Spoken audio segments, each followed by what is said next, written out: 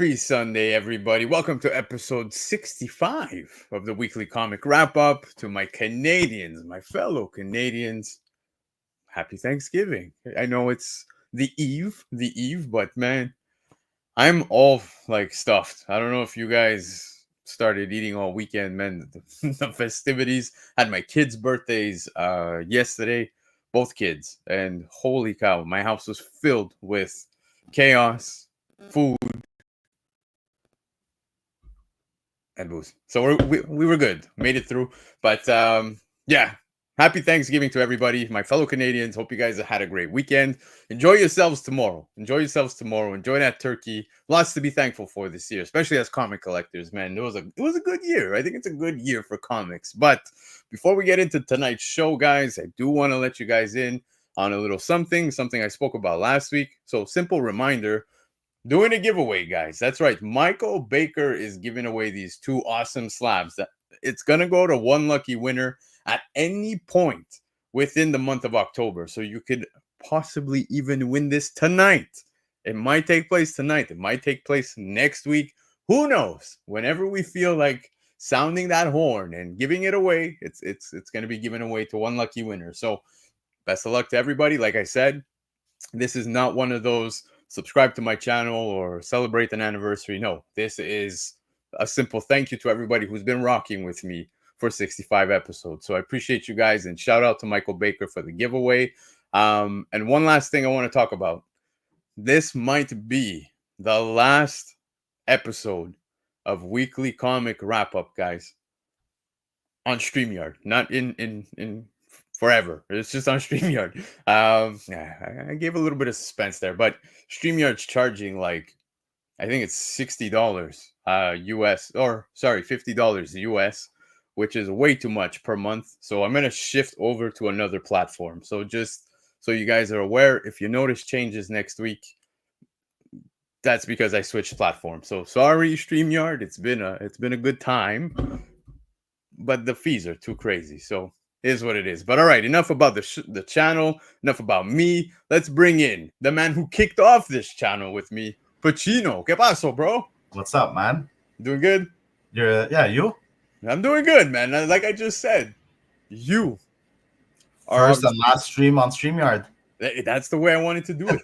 That's the way I wanted to do it. So there you go. You kicked it off with me, and now we're gonna end off the StreamYardness together. Obviously, I'm going to take it over to another platform, like I said. But you're Canadian. I'm Canadian. We live in the same town. But it's crazy the markup that they did. Like out of nowhere, they shot a dart on the board, and they're like, "Let's charge this." Boom. Okay. Dude, it's crazy. They're going. I'm paying $10. I'm going to be transparent with all of you. I pay $10 per month to give you guys a free show. I make no money on this stuff. Yeah. But yeah, the hike is too much. So it's crazy.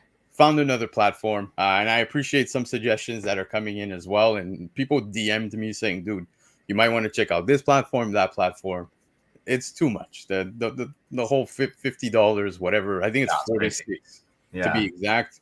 Crazy. Sorry, StreamYard. Crazy. Yeah. But enough about StreamYard. Like I said, we live in the same town. You're celebrating the same festivities this weekend. Bro, round 3 tomorrow for you too? Yeah, round 3. I hosted yesterday. I hosted today. I'm hosting tomorrow. Yeah. I'm so stuffed, bro. I'm gonna need to hit the gym for at least a month straight to burn. I have 2 fridges and they're stuffed. I can't even fit anything in my 2 fridges. That's exactly how we do. I don't know if it's the Italian thing. Like we over exaggerate. European thing, yeah.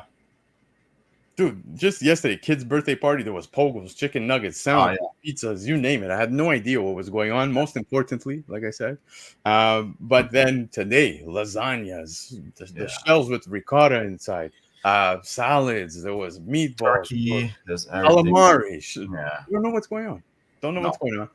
But yeah, I feel good. I feel relaxed. I feel a little full.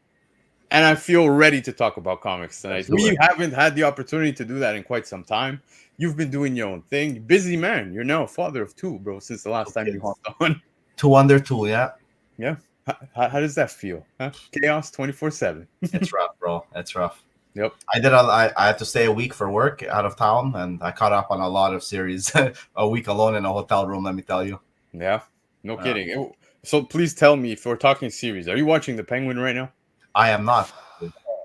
TV is the Gotta get on this. No, but the TV is the one thing that I really don't have a chance to watch because it's like the kids are always around. They're trying to limit them to their how much TV they watch. Also, Yeah, it's like I'm dead at the end of the day. So like sometimes I'll put it on and 5 minutes in, I'm lights out on the couch. I feel you, but you got to get into it. I'm telling you, especially I heard you. great things. I heard amazing things from it. I was gonna say, I know you highly appreciated The Sopranos up until that final episode. But yeah, man, yeah, I think everybody. Well, I like that genre a lot. I liked Ray Donovan. I liked Power. I like that genre in general. Yeah, well, you're definitely gonna enjoy The Penguin. Agatha, I think you're also passing on right now. You're not even paying attention. I tried to get into it. I just couldn't do it. And I like that Scarlet Witch vibe. She's one of my favorite characters. I don't know. Yeah. I wanted more creepy. I wanted more dark. Yeah. Just didn't do it for me. You know what I mean? It's very lighthearted. It's very lighthearted. That's right. Yeah, and some points are just like completely out there. So I understand. I tend to gravitate to series that set up another series or something else, not its own like weird thing. You know what I mean? Yeah. No, I totally get it. But like I said, I highly encourage you to watch at least The Penguin, bro, because The Penguin I'm definitely gonna watch it. Absolutely amazing. But you know, like I said, we haven't had a chance to talk comics too much. I know you're a busy guy when it comes to video games, so we're gonna hop right into this show so we can get you back to playing Dragon Ball Z, right? That's what you're on. That's what I'm on right now. Yeah, what's the new one called again? Sparkling Zero. Sparkling Zero, yeah. Dude. Thank you, by the way. For those of you who don't know, we game share. Yeah. And he picked it up, so that means I get it, and I'm gonna give it a try. He highly encouraged it, so that's fun. I look forward to it. Yeah, I downloaded the game. Yeah, download it. And you know me, I'm not a big fighting game person, right? Yeah, I'm a big DBZ fan, but it's a solid 8 on 10. 8 on 10 is fair. 8 on 10 is fair, dude. I feel like with the winter season coming, there's so many video games, and it's always that hibernation season for us, right? That's right. We get snowed in, so it ends up being NHL 25. You got Madden, you got FIFA, you got Call of Duty. Then you get games like this. There's so much coming out. Can't wait.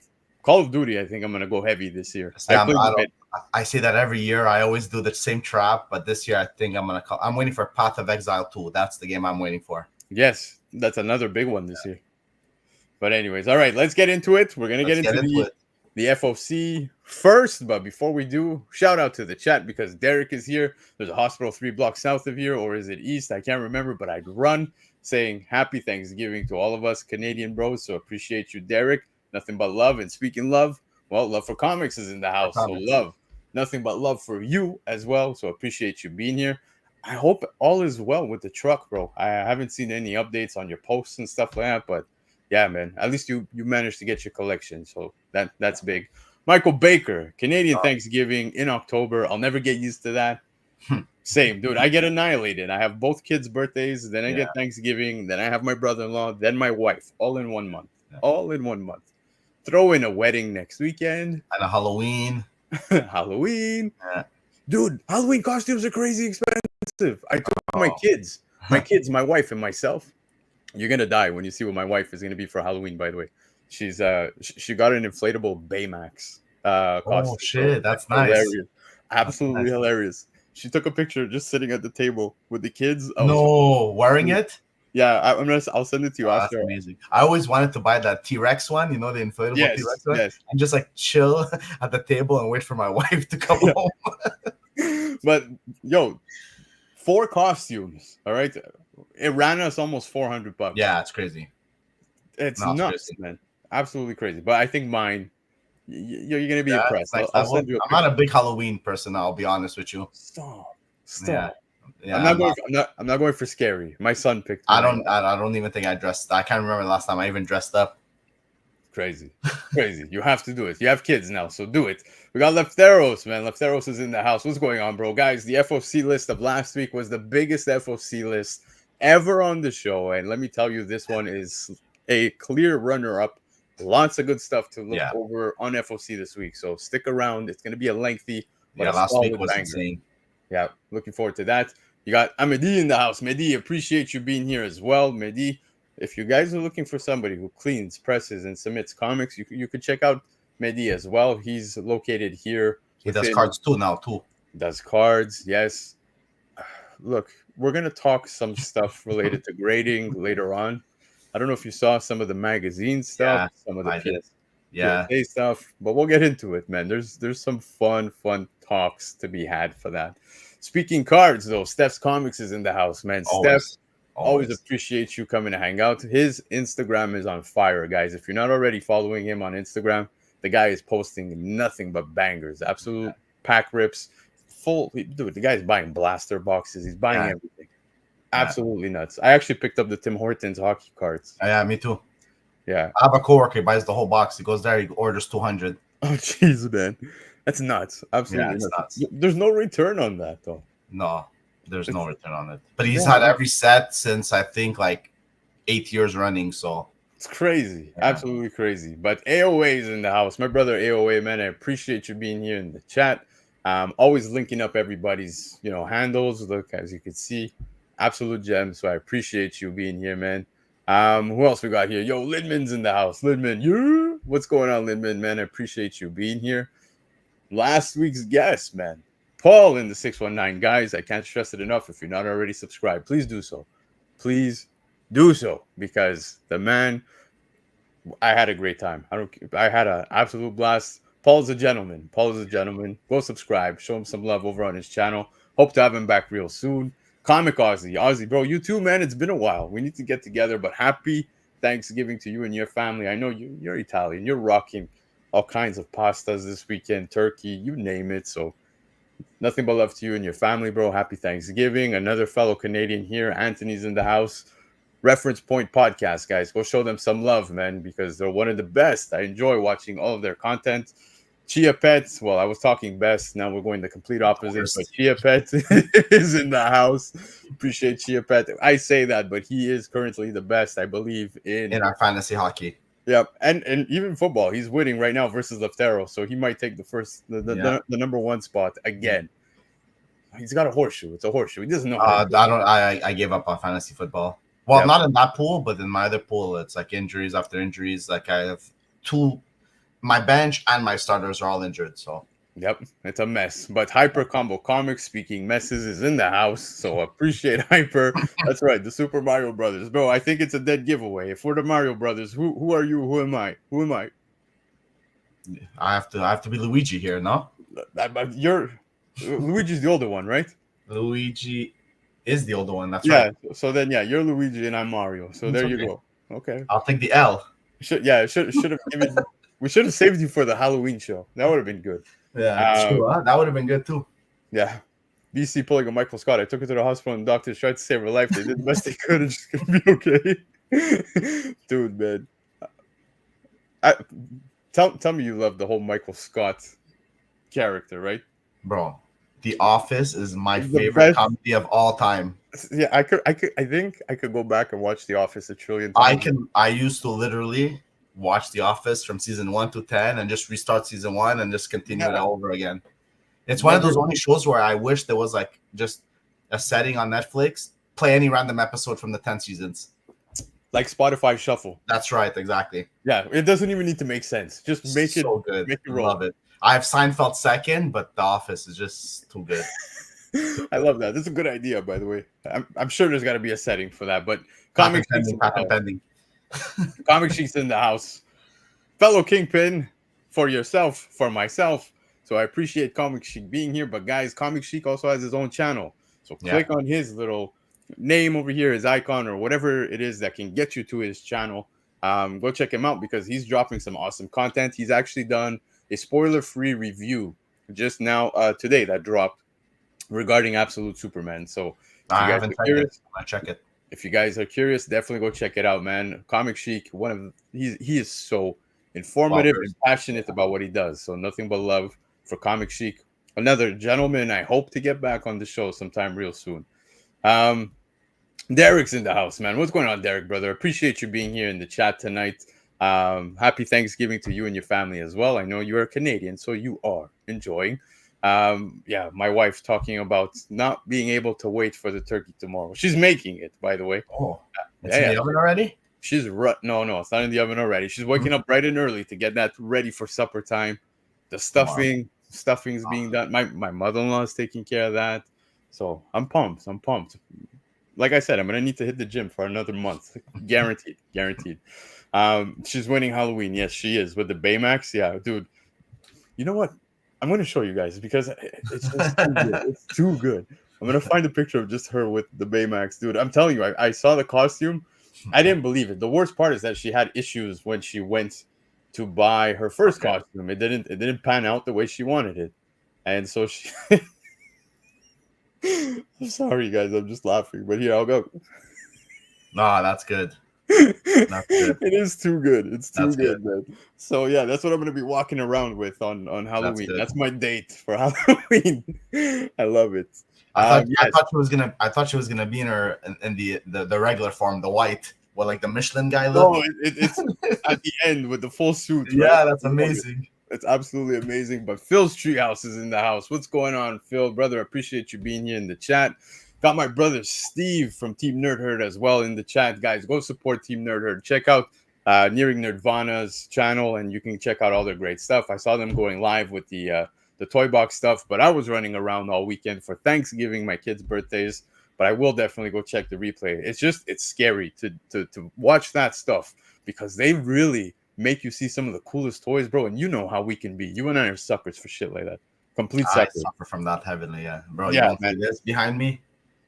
Oh yeah, I see it. And guys, please check out Phil as well. Go subscribe to his channel, man. I love Phil's content as well, dude. He's got some sick setup as well, like camera wise, everything. He's one of the best. My opinion.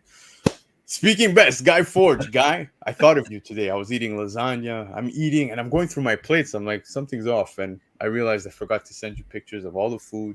So I apologize, Guy. I let you down. Tonight I let you down. But I'll make up for it tomorrow with the turkey. Appreciate you. Love you. Thank you. All right.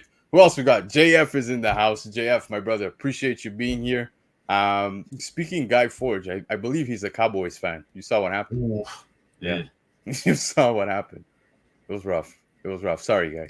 I was hoping. I'm a Green Bay fan. I was hoping Detroit would take a loss there, but nope. Did not backfired. Did not happen. But North 49's in the house. What's going on, North 49, brother? Appreciate you being here. Sorry, I just pulled up another comment. Thanks for the AOK. Oh, okay. We got an AOK that took place here between Phil and Paul. So shout out to Paul with the AOK. Now, Pacino, it's time we get into the FOC picks of the week. Like I said, it's lengthy, so buckle up. You ready? Let's do it. Vamos.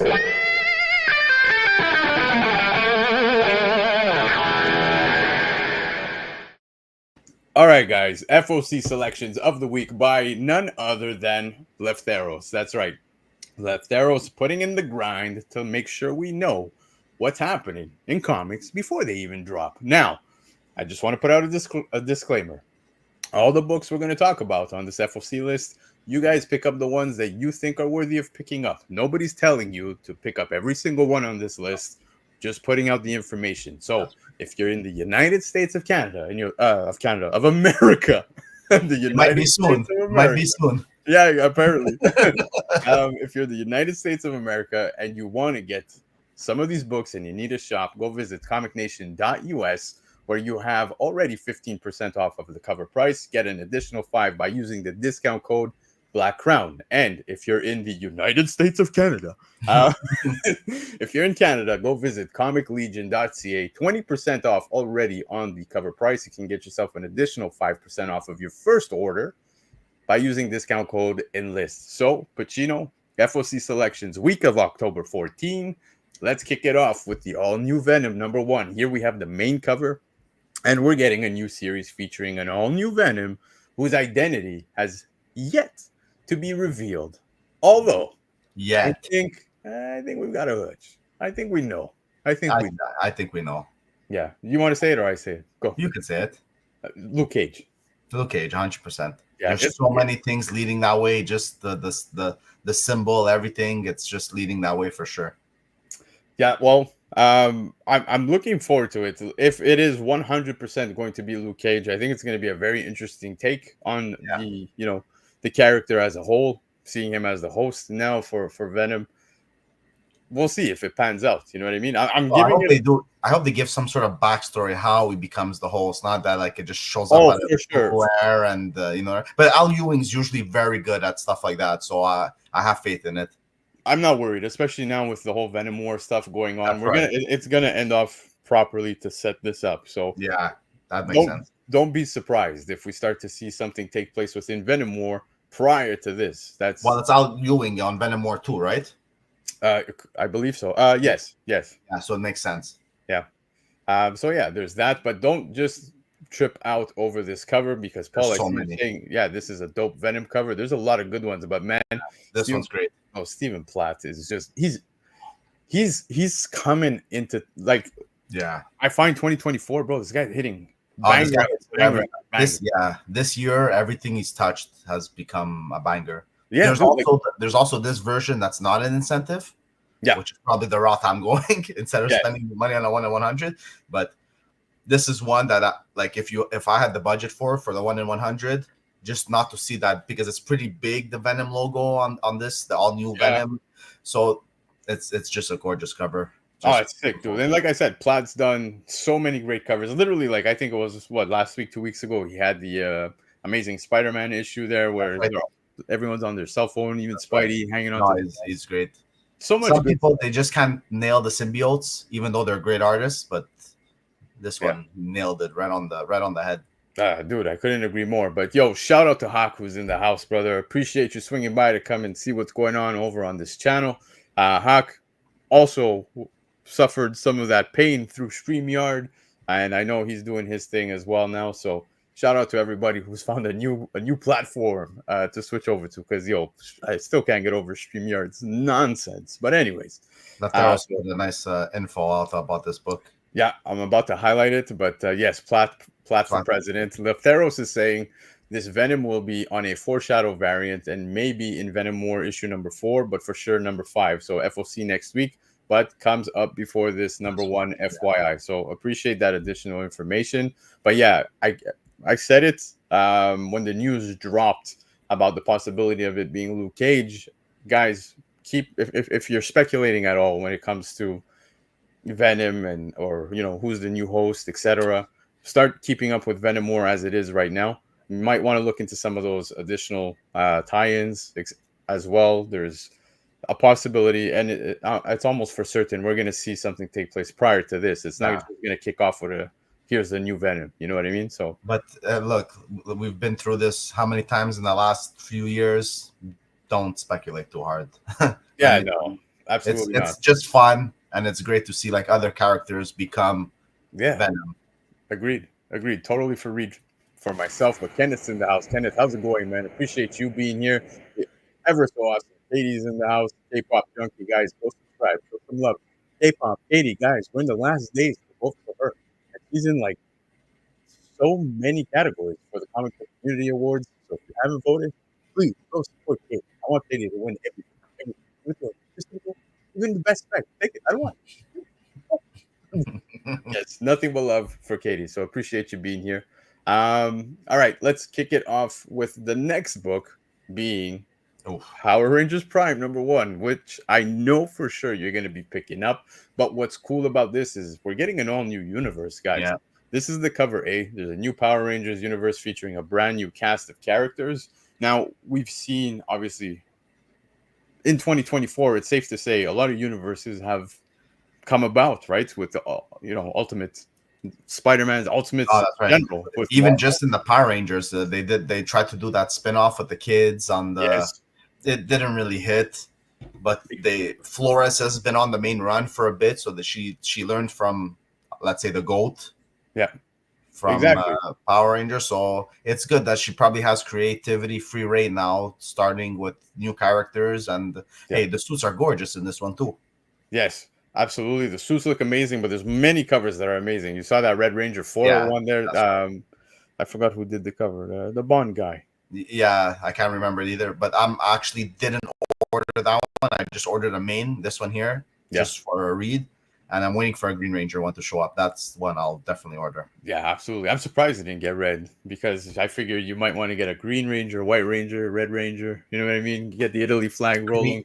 I'm not even a fan of the white one. I'm just a Green Ranger fan. Always will be.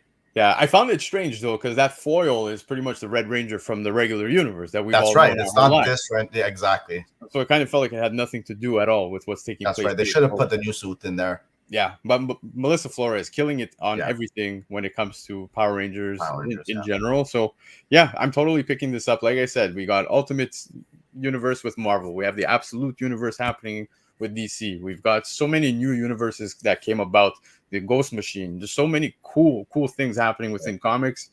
Sign me up for Power Rangers. I'm looking forward to this. I think it's going to be awesome. I hope it's a more serious note than the last couple of series have been, right?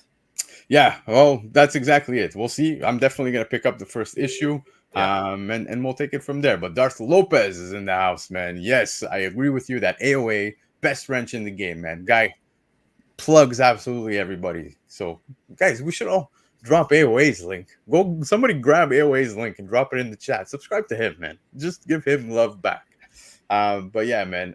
North 49 saying, dude must be excited for this. 100%. I'm positive he is. I haven't spoken to him about this, but I don't even need to ask him. We all know he's going to be 100%.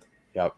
Now, Avengers Assemble number 3 here. This is the Segovia variant, and apparently we have another classified cover. It's a spoiler variant that may feature a new iteration of the Night Stalkers. Now, I was reading some of what Lefteros had to write about this, and even he was saying, like reading into what this book is going to be about, it was kind of hard to figure out what we're going to be getting here, but it seems like that's the route it's going. Could even be something totally different for all we know, but it seems more likely like it's going to be Night Stalkers. Personally, I'm not on board with the Avengers Assemble. Maybe I should give it a read, but totally slept on this. Too many series. This is definitely one series I'm not reading as of right now. Yeah, but I know Lefteros digs in deep. Every time I message him, he's always finding stuff about his FOCs and digging up stuff. So I definitely like, if he's saying that's what it is, most likely is that. Yeah, I agree. So appreciate that information being dropped there. Now, West Coast Avengers number 1 has a 1 in 100 incentive. Guys, I don't know if you saw this. Yeah. West Coast Avengers number 1 being on FOC, there's, I think West Coast Avengers is going to be wicked. I like the fact that VOLTRON is part of that team. So that's why I love the main cover. Yeah.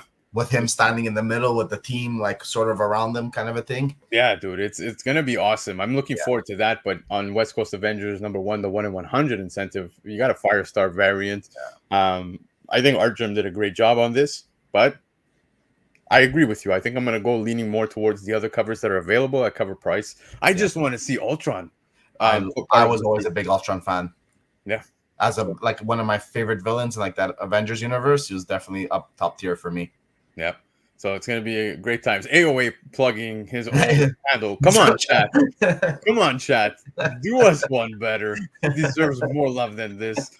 But let's keep it rolling because we have Ultimate Spider-Man number 11. And now it's just talking about the Ultimates, taking place within Marvel. And here we're going to have the first full appearance and cover of Earth 616's Black Cat. I think this is a book that everyone should be ordering. Yeah. In terms of, if you're talking about spec a bit and great read, it nails both of them on the head, this series. So definitely order a few of these. I definitely think it'll be worth it.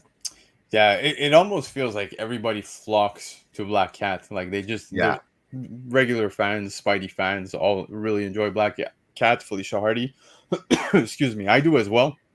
But I was surprised. I really thought we would see more love for the Gwen Stacy book. Yeah, that's true. And that didn't take place. But it didn't take place, no. Yeah, regardless, spec or no spec. It's a great read. This, honestly, if not the best read Marvel has put out all year. Yep. She is saying in years. So imagine that. And Spider-Man, it's definitely in years for sure. Yeah, for sure, man. Jay, what's going on, Jay? Appreciate you being here in the chat. But Ultimate Spider-Man 11, I like Felicia Hardy's look here. We're not getting the white hair that we're accustomed to. It's not straight. It's rather curly and poofy. But neat design. Looking forward to picking this one up for the sake of read. But like I said, West Coast Avengers number 1. There's also a limb variant. I want to show you this. Yeah, this is really cool. First appearance, but there's gonna be an appearance of Chad Braxton, right? Blue Bolt is what the character is gonna be named, but Okay. he's apparently also on this cover here. So if you, like I said, if you're speculating at all, by all means, feel free to pick this one up. I'm just gonna pick it up for the read. Like the fact that Ultron's in this team, dude. I Yeah. can't wait You to can read. literally pick up the original West Coast Avengers run for like dirt cheap. You know what I mean? Yeah, it's nuts. If you're a fan of it, it's crazy. I think I have a whole set of it. So I just can't wait to read this. Agreed. I always liked the West Coast Avengers as a team too, because it was fun. Even the old original one, right? It was always fun. It wasn't as, I wouldn't say complicated, but it wasn't as much as the original Avengers run. Yeah, I agree. But anyways, let's keep it rolling because we have Wolverine issue number 3. Here's the main cover. Now, the solicitation implies that a new villain may be revealed. And it's true because Lefteros, you're going to see in the write-up over on Covrprice, if you go check it out, saying how we were supposed to get somewhat of a villain in issue 1 and we didn't get that. So it's looking more and more like we're going to see that here now in this issue. I just think the Wolverine run so far has been rather decent. I personally think the covers are better than the story. I'm just being honest. Well, there's a crazy cover for this one I really like too. I forgot which one it is. He's like, his claws are coming out like this. Oh yes, I know. Hold on. I'm just gonna pull it up because I'm not gonna share the screen with you guys, but I'm just gonna name the artist because I know which one you were talking about. It was the not the banana one. The one where he's going. Oh, dude, the Villa Lobos. That's it. The Lobos one. That's the one. Yeah, it's crazy. Man. Yeah, Villa Lobos absolutely crushed it. You know what? Yeah. I apologize. I will share the screen because this is worthy of a screen share. The Villa Lobos cover is absolutely insane. So here you go. Villa Lobos, ladies and gentlemen. Yes. It's crazy. This is sick. Yeah, love it. Yeah, I gotta agree. Even the chrome effect on the actual, like, if that was a foil and you just chromed out those foil, the claws. Yeah, just the claws, it would be amazing. It would be cool. But like I said, Wolverine issue number 3 looks like we're finally going to see a new villain revealed. Now, Wolverine Revenge is something I'm enjoying. This is really fun. See, this I didn't read. Yeah, this we have issue 2. It's a 1 in 25 incentive of basically Wolverine versus Sabretooth. Again, Stephen Platt, bro. I keep talking about Platt this year. Yeah. Absolutely incredible. Yeah. Platt's killing it, dude. I don't care what anyone says, man. Yeah, no, I definitely agree. He has a bit of like a John Boy look to his stuff, but not as cartoonish. Yeah, exactly. It's not as cartoonish. It's like that fine line where it feels like a comic, but also exactly you get a little bit of that. Some manga art, honestly. Really? Okay. A bit like maybe not that Japanese manga, but more like the American style. I guess I personally don't see it, but I just think Platt is amazing. I love it. I think so too.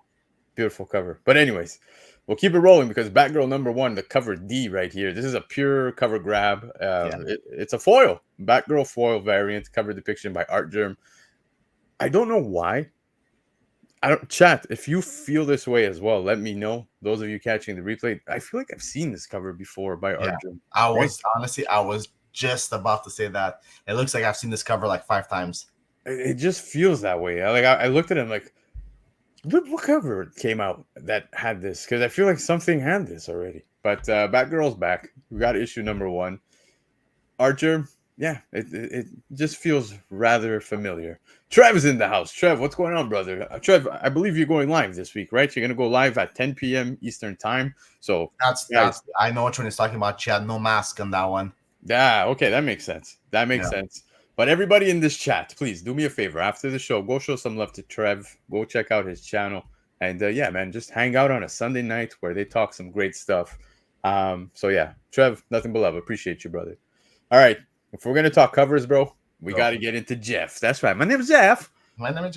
Dude, I love the main cover. I think it's who doesn't love Jeff? If you guys watched Covrprice, the Shaker Show on Thursday, I was actually talking about Jeff and how he's just so beloved. Everybody loves Jeff, a character that just popped up out of nowhere. The West Coast Avengers book, ironically, sold for a relatively I want to say high price. It's nothing too Yeah, crazy, nothing too crazy, but it was up there for that book. It was one of the biggest sales it's ever had. So now Jeff taking over. I gotta say, between the two, I love them both. I can't pick because I you can got. I can pick one between these two.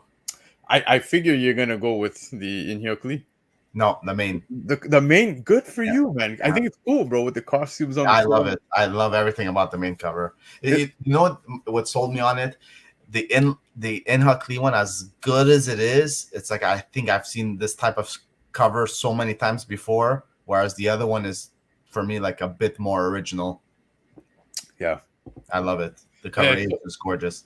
it's so cool. I'm gonna end up picking up both. I know it. The But cover that's what it age. usually comes down to, right? When you see that one in person, when you go to your comic shop on Wednesday, you're gonna be like, ah, man, I have to grab this one too. Yeah, it's just crazy how Jeff has really made his way into the forefront Yeah, of being a favorite over yeah. at Marvel. I love it. A little land shark. Yeah, it's hilarious. Love Jeff. But anyways, speaking of Jeff, we have the 1 in 25 incentive also by Yagawa, Yeah, and I think this is a very neat cover. I love it Although too.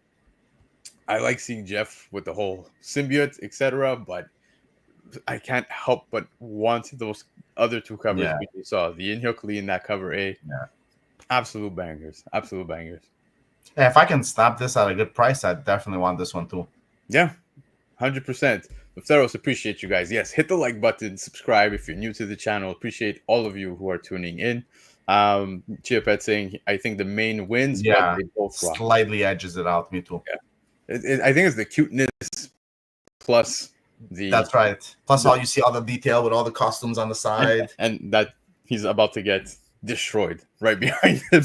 Yeah, But anyways, let's move on from Jeff. We're gonna talk another fun, cutesy character, I guess we could say, but it's of course Minnie Mouse, and Minnie Mouse here with Marvel and Disney. What if Minnie became Captain Marvel #1? You got the Momoko to the left, the Scotty Young to the right, two favorite artists in today's day and age. So I think these are neat pickups. I think I was leaning more to one that's not even one of these two.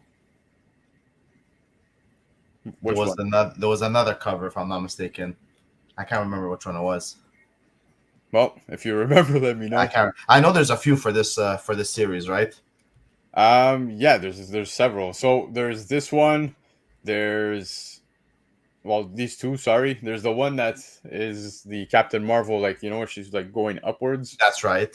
Yeah. Then there's one that basically pays homage to Miss Marvel #1.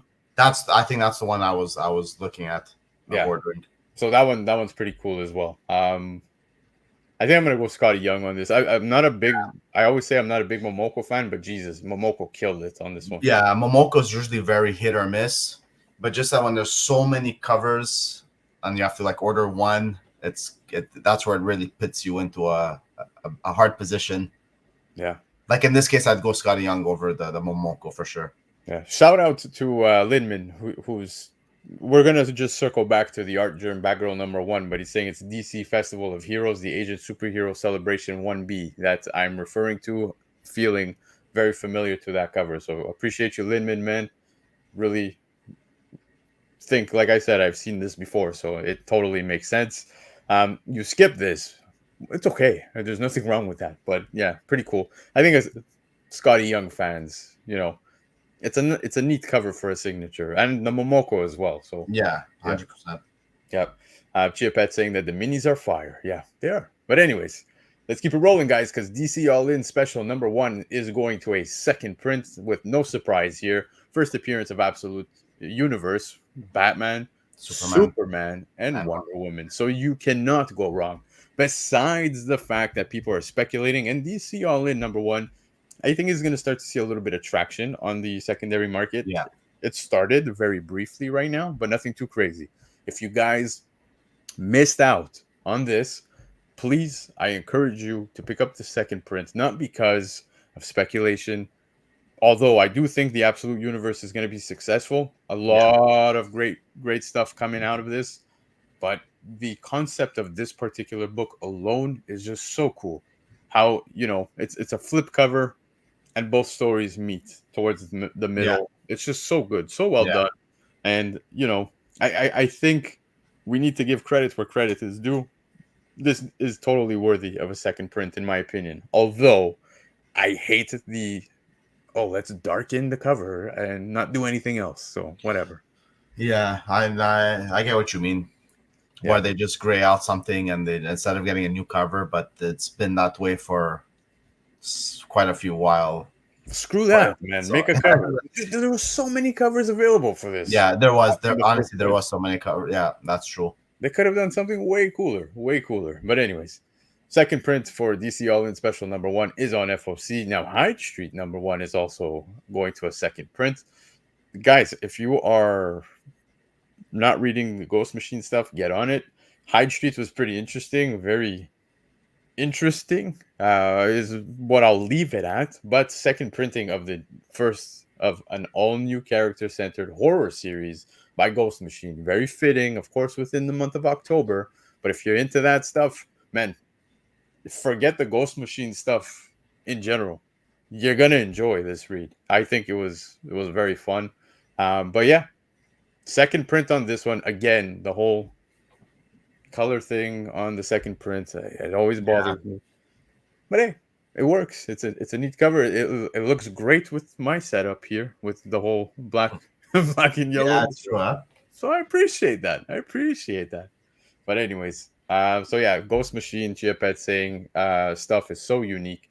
I have to say, of all the universes created so far in 2024, because we've been absolutely blessed, I want to put Ghost Machine probably at the top of the list. Obviously, Energon Universe is top of the list. Yeah. Ultimate Spider-Man is definitely at the top of the list in the absolute universe right now. Dude, those 4. We are eating, guys. We are blessed. But anyways, let's keep it rolling from Hyde Street because we're going to talk Deadpool number 7. Here we have the 1 in 25 incentive. Marvel doing typical Marvel stuff where, of course, we're just going to get a virgin cover of what was available as a first print. But pretty cool. You got Ellie as Deadpool. I got to meet Mark Bagley several times. He's such a quiet, nice guy. I'll never forget when he saw me I saw him at Montreal Comic Con, and I went to ask him for an autograph, and he's like, "Oh, you don't got to pay anything." I was like, "Really?" And this time around, when I saw him at Terrificon, it was donations. He was donating for a charity. So you could give donations. I think he was charging. It was $10, and it was going to charity. So that was pretty cool. That's cool. Yeah, but besides that, here you have Ellie as Deadpool. If you guys missed it, it's a neat cover. I would get this signed by Bagley in a heartbeat. Yeah, for sure. Yeah, TKO is in the house. TKO, brother, appreciate you being here, man. Nothing but love. Oh, Spawn Universe. Well, yeah, Baker, look. Yeah. I'll say it's not top 5, that's for sure. Yeah, it's not top 5. Sorry, Baker. Yeah. But anyway, let's keep it going. I think this is just a fun cover, man. Yeah. It's Galavera PI number 1. It's an incentive. Like I said, 1 in 10, but cover is done by Jay Gonzo. I love such covers, bro. The whole what's it called, the Sugar Skulls. The Spanish festival you're talking about? Yeah, and I believe it's around the corner. If I'm not mistaken. It is around the corner. That's right. It's usually when we have our Halloween too, the Day of the Dead, whatever it's called. Yeah. I don't even know Italian holidays. I don't know Mexican ones. Yeah, De la Muerta or something like that, or Dios de Muerte or something like that. You're thinking of that Disney show right now. I know what you're trying to think. That's right. That Disney movie. What's that? Yeah. So there you go. It's Dia de los Muertos in May. There you go. Okay, it's May. My bad. I'm totally Listen, I don't got Mexican roots. I apologize if I'm botching this, guys. But anyways, we'll move forward because Phoenix issue number 5 has a 1 in 50 incentive. Yeah. Jean Grey variant cover depiction by Mercado. Beautiful cover. That's the movie Coco. That's the one I'm thinking of. Coco, yes, Coco. Yeah, that was. I believe there's a second one coming out, by the way. But beautiful cover here by Mercado. I think Mercado crushes it on this 1 in 50. If I'm not mistaken, for Phoenix, this is also available in a regular trade. That's right. Yeah. The Phoenix logo is just like going sideways on the X with the barcode. Exactly. I don't know. That's what we see as an image on FOC, Yeah. but what comes to print sometimes changes. But anyways, beautiful, beautiful Mercado cover. Mercado, fuck, I feel like Mercado never misses. He's another one. Yeah, absolute banger. But anyways, oh, I'm taking a pause. I'm taking a pause because Falling in Love on the Path to Hell, issue number 5, the 1 in 10 incentive by Frank Miller. I'll be honest with you. It's the better than the last few ones we've seen from Frank Miller. I'm not gonna lie. You know what I mean? Yeah. It's definitely, look, is it great? No. But like I said, it's definitely better than at least the last 3 or 4 that we've seen. There's somebody in one of our group chats that said something, bro, and they kind of made me feel bad because, like, you know, we're talking about Frank Miller and how he's doing things this last couple of months, year plus. He's like trying to get fired, but he can't. Yeah, no, but in our chats, somebody said something that, you know, it kind of makes sense, and they're like, dude, you ever think that maybe Frank Miller's giving his last hurrah and is probably battling something secretly and you don't know? And I was just like, shit, you know, I never thought of that. He almost made me feel bad for making fun of him. Yeah, like making fun of his covers. Immediately made me feel bad. But at the same time, I still stand by what I said. If I was a friend of his, I'd be like, look, Frank, you have a legacy behind you. You're one of the greatest of all time. Yeah. Greatest of all time. Yeah. Enjoy. Just enjoy. Like let's go to Bahamas. You know what I mean? Like, listen, if that's the case. But regardless, I think this cover in a black and white didn't look as good as this one here looks right here. The second printing in color, I think it looks better. I think the colors do it a little more justice. Not my favorite cover for sure. No, but Falling in Love on the last 3 or 4 that we've gotten, it's definitely better. Yeah, but the story itself has been pretty fun. So I encourage people to pick at least the book up for the sake of read. Another fun book that's out right now is The Moon is Following Us #1. This one I didn't read yet. Dude, Daniel Warren Johnson doing typical Daniel Warren Johnson things within the book. He really like gives you an adventure out the gate, man, and it's a good intro.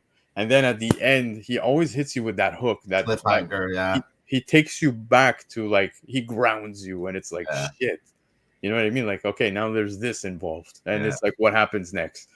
I loved it for a first issue. It was really good. But here you have the 1 in 10 incentive for issue #1 going to a 3rd printing. So look at these later prints now that are starting to come out on the indie side, bro. It's looking good, man. There's a lot of good titles this year. I can't stress it enough. I said it at the beginning of the year. Not being thankful just because it's Thanksgiving. Guys, we're blessed. We are blessed. Great reads out right now, especially The Moon is Following Us #1.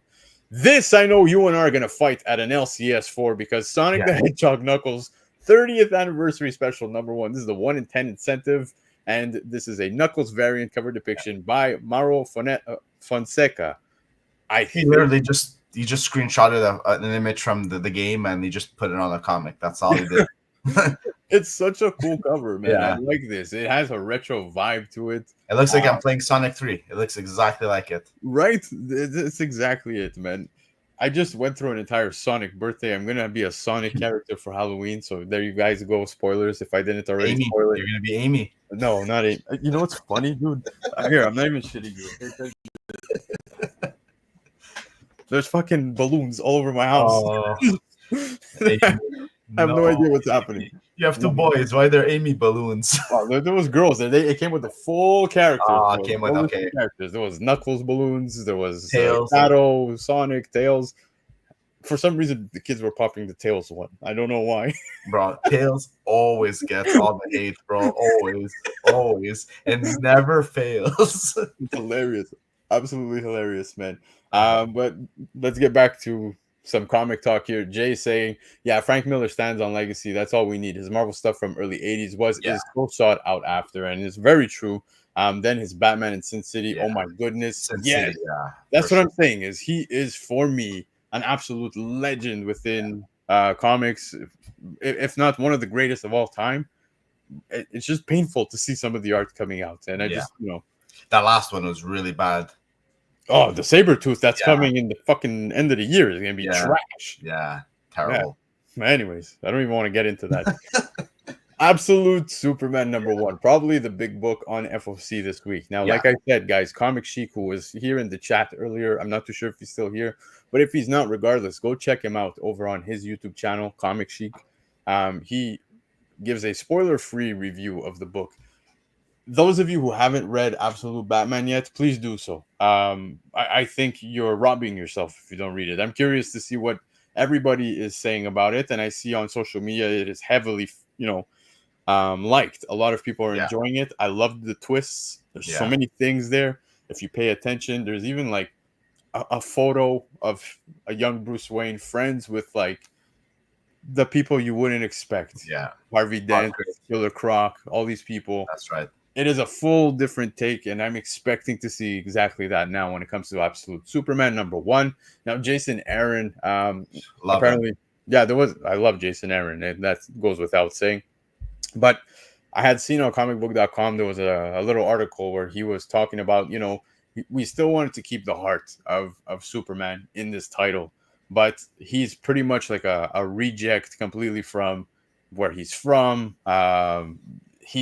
It's a totally different. Jason Aaron's good at taking something like that. Look what he did, like on Thor, like God of Thunder series. That run he did there. He took a character that, like Thor, like you can't really do anything much with him, and he just elevated that whole run was amazing. Exactly. I couldn't agree more, man. But the Absolute Superman stuff, I'm not the biggest Superman guy. I've always shied away from Superman just because I think there's a good portion of us that feel a certain way. It's like, he's too OP. I was just about to say, it's too OP. Yeah, it's like the perfect superhero doesn't exist. He doesn't relate to everyday people. Exactly. So I think what I'm expecting to see here with Absolute Superman is somewhat of a complete 180 approach, but still keeping that heart, right? So that's right. I'm looking forward to that. I think the cover A is absolutely gorgeous. Jim Lee coming out with this banger here. It's the foil variant cover for Absolute Superman #1. It's also available as an incentive, which is the 1 in 100 right here. It's I like it in black and white. Yeah. It's nice in black and white, but I apologize, guys. In my opinion, this is the best one. Clayton Creighton steals the show. He steals the show on the list of banger covers. Yeah. I love Jim Lee, but this is not the winner. The cover A is absolutely wicked. Sandoval. That's badass shit right here. But for me, it's got to be the Clayton Creighton. It's just mean. I can just see his signature right up there and like that, like a nice orange. Like, beautiful. Yeah, it's sick, dude. I absolutely love this, but I think Crane steals the show. Yeah. UniX in the house. If you have Batman, if you gave Batman a try, it would be a good idea to try this and Wonder Woman. Yeah, man. Look, Wonder Woman seems pretty interesting. If you read like the Salit, it's definitely seems pretty interesting. Guys, the only thing I want to tell you all, and I said this even when Absolute Batman hit FOC, I told you it's going to sell out. It's going to fucking sell out, and it's sold out. Whether shops are holding them or if they're legitimately sold out, I can't answer that question. It's sold out at distribution, which was inevitable. Knew that was going to happen. Second print did the exact same shit. Now you have the opportunity with Absolute Superman #1. I am not pumping. It'll be heavily ordered, this one for sure. Yeah, I'm not pumping Absolute Batman for you because I got a stack that I'm going to sell you. No, I'm not one of those guys. I'm not pumping it because I'm part of whatever fucking agenda people believe. No, I'm telling you, it is just a good read. Read the book. Forget the spec and all that stuff. If you didn't get it. But I feel like this is the year where it's more about reads than anything else compared to like the last few years we've had in this hobby. Oh yeah, dude. Good reads are hitting good prices on secondary market. I thought I'd never see the day. Yeah, for sure. If Grant Morrison hears you guys, yeah, probably. I don't care. But anyways, besides that, like I was saying, there's no reason for me to tell you guys these things. I'm just telling you facts. I don't want you guys paying premium. So if you got to order this shit, order it now. Like, just get yourself one copy so you don't end up chasing it or get bit by FOMO. You don't need that stuff. And if you miss it, you miss it. Just miss it. It's okay. Well, just order the second print because this is definitely going into a second printing. Yeah, it's inevitable. I think all of the absolute titles are gonna do Yeah, exactly that. Superman, Wonder Woman, Batman, inevitable. And that's right. we're even gonna talk about the later printings for Absolute Batman Yeah, later on in the hot that's topics. right. But yeah, man, absolutely amazing. Canadian Survivalist is in the house, and shout out to Uni. Nothing but love for Uni, bro. I always appreciate chatting with this awesome dude. Uni, I know Another you one had full of information. yeah, you had the opportunity to read it as well, and yeah, dude, it was really good. W Vogs is in the house. Vogs, what's going on, brother? Appreciate you being here, man. Yeah, Crane killed this cover. I couldn't agree more. But guys, those were the FOC picks of the week for this Pretty week. heavy. We went 55 minutes. Like I told you, it was a big list. But support our brother Lefteros, man. He is constantly putting in the work and not pumping this shit for anybody to make a penny off of. Absolutely not. Like I said, if you guys so any books you like on the list, you order what you want. No one's telling you to buy them all. I will tell you to buy Absolute Superman because I don't want you to miss the boat. Yeah, But if you're in the United States of America, go visit comicnation.us. America. 15% off of the cover price, 5% additional off if you use discount code Black Crown. Canada, visit comiclegion.ca. You got 20% off of your cover price. And if it's your first ever order on the website, get an additional 5 by using discount code ENLIST. And of course, if you want to see me again from now to Thursday night, you can catch me over on Cover Price. You don't got to wait till next Sunday. Go subscribe to their YouTube channel where you can catch myself and the crew doing the weekly shakers, tons of other content as well, the top 10, comics covered, you name it, some great content taking place there as well. And go visit the website. Go visit the website for the price of what? $5, not even. You get access to so much awesome shit. Cover Price, the best comic book price guide around. Nothing but love for them. Pacino, I want to remind the people there's 35 in the chat. I said these will be given away at random. I'm not telling you guys subscribe to my channel and I'll give this away at 700. There's nothing wrong with people who do that. I'm just giving back to you guys who rock with me since the beginning and are subscribed. So at random throughout the month of October, it could even be tonight, it could be at any point, I'm going to be giving these away. And shout out to Michael Baker. Michael Baker is the one who donated these to the channel. So shout out to Michael Baker. Thank you. A giveaway will happen sometime very soon. Now, Pacino. No, that was heavy. I'm schwitzing. Yeah. It's the meat sweats. The meat sweats, bro. The lasagna, all of it is coming out. Jesus. But let's get into the market. My favorite part of the show as well. Not to say that all the other parts aren't, but it's always fun looking at what books are selling for on the secondary market. So, Yeah. You ready? Let's do it. Oh, yeah.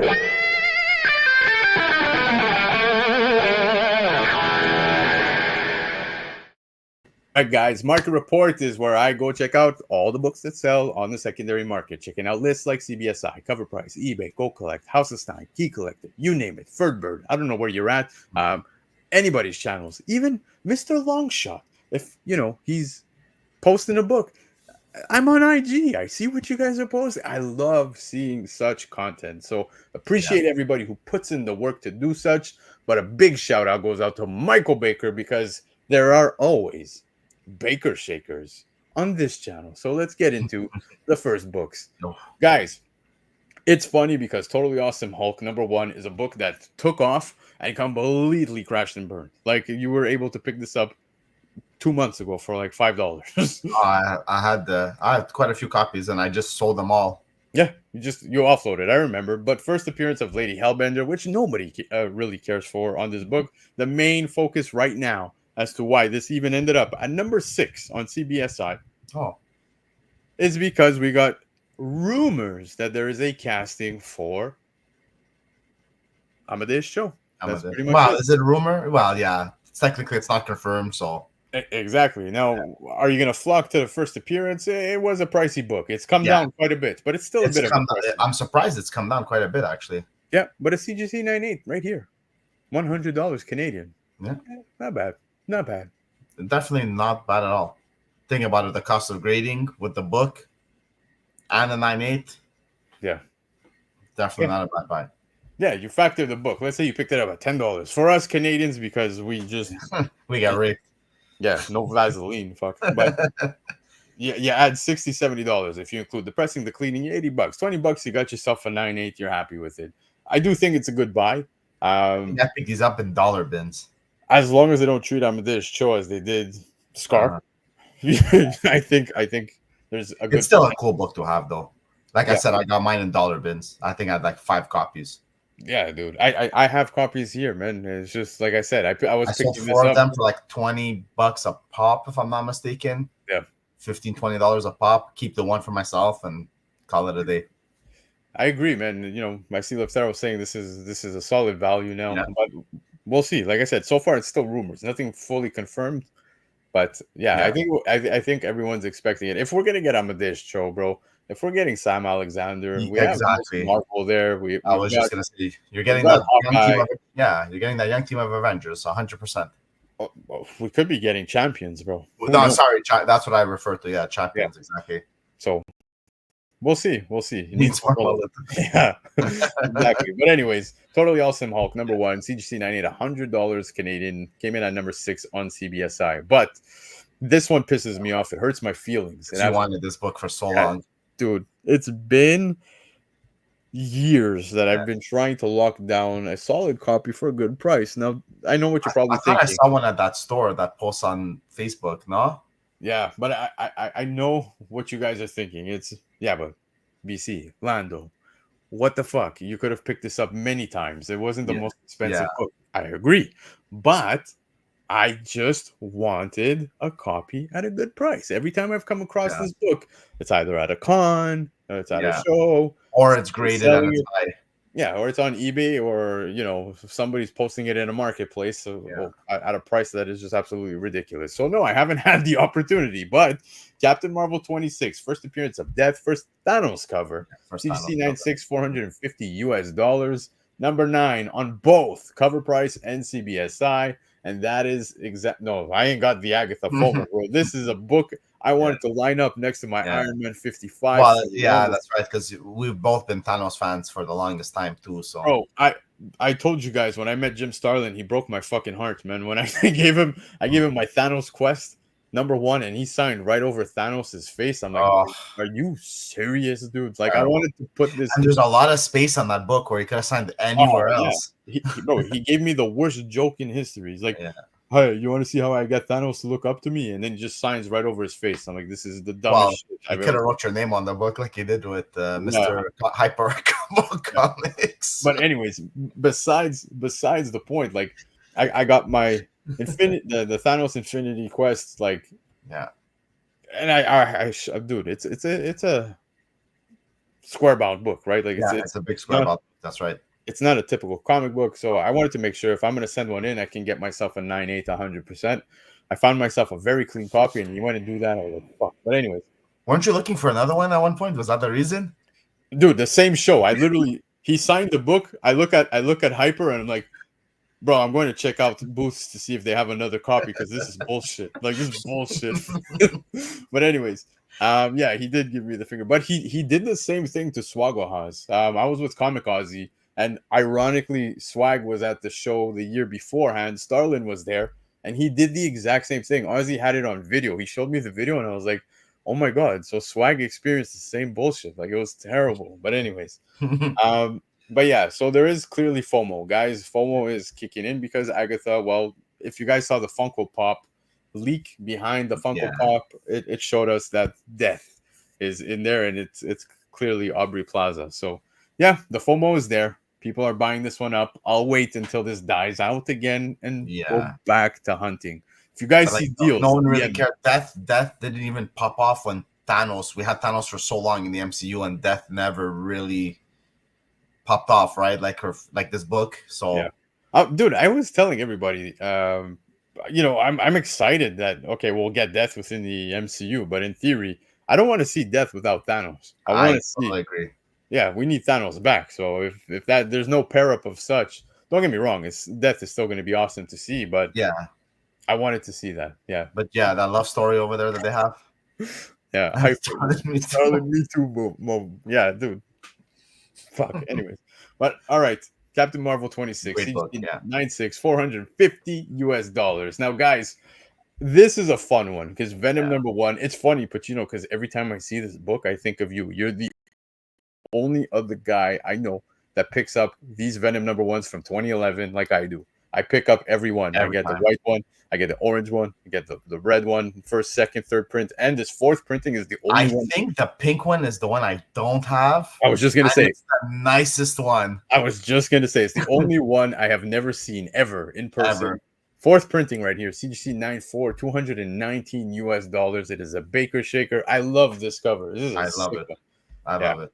The white one is the one I probably have the most of because No they're kidding. so cheap for no reason. But the artwork is just great on this one. It's like what's that other one with it was an exclusive. He had like the Hulk merged into him. Oh, the Venomized one. The Venom, yeah, the Venomized Hulk one.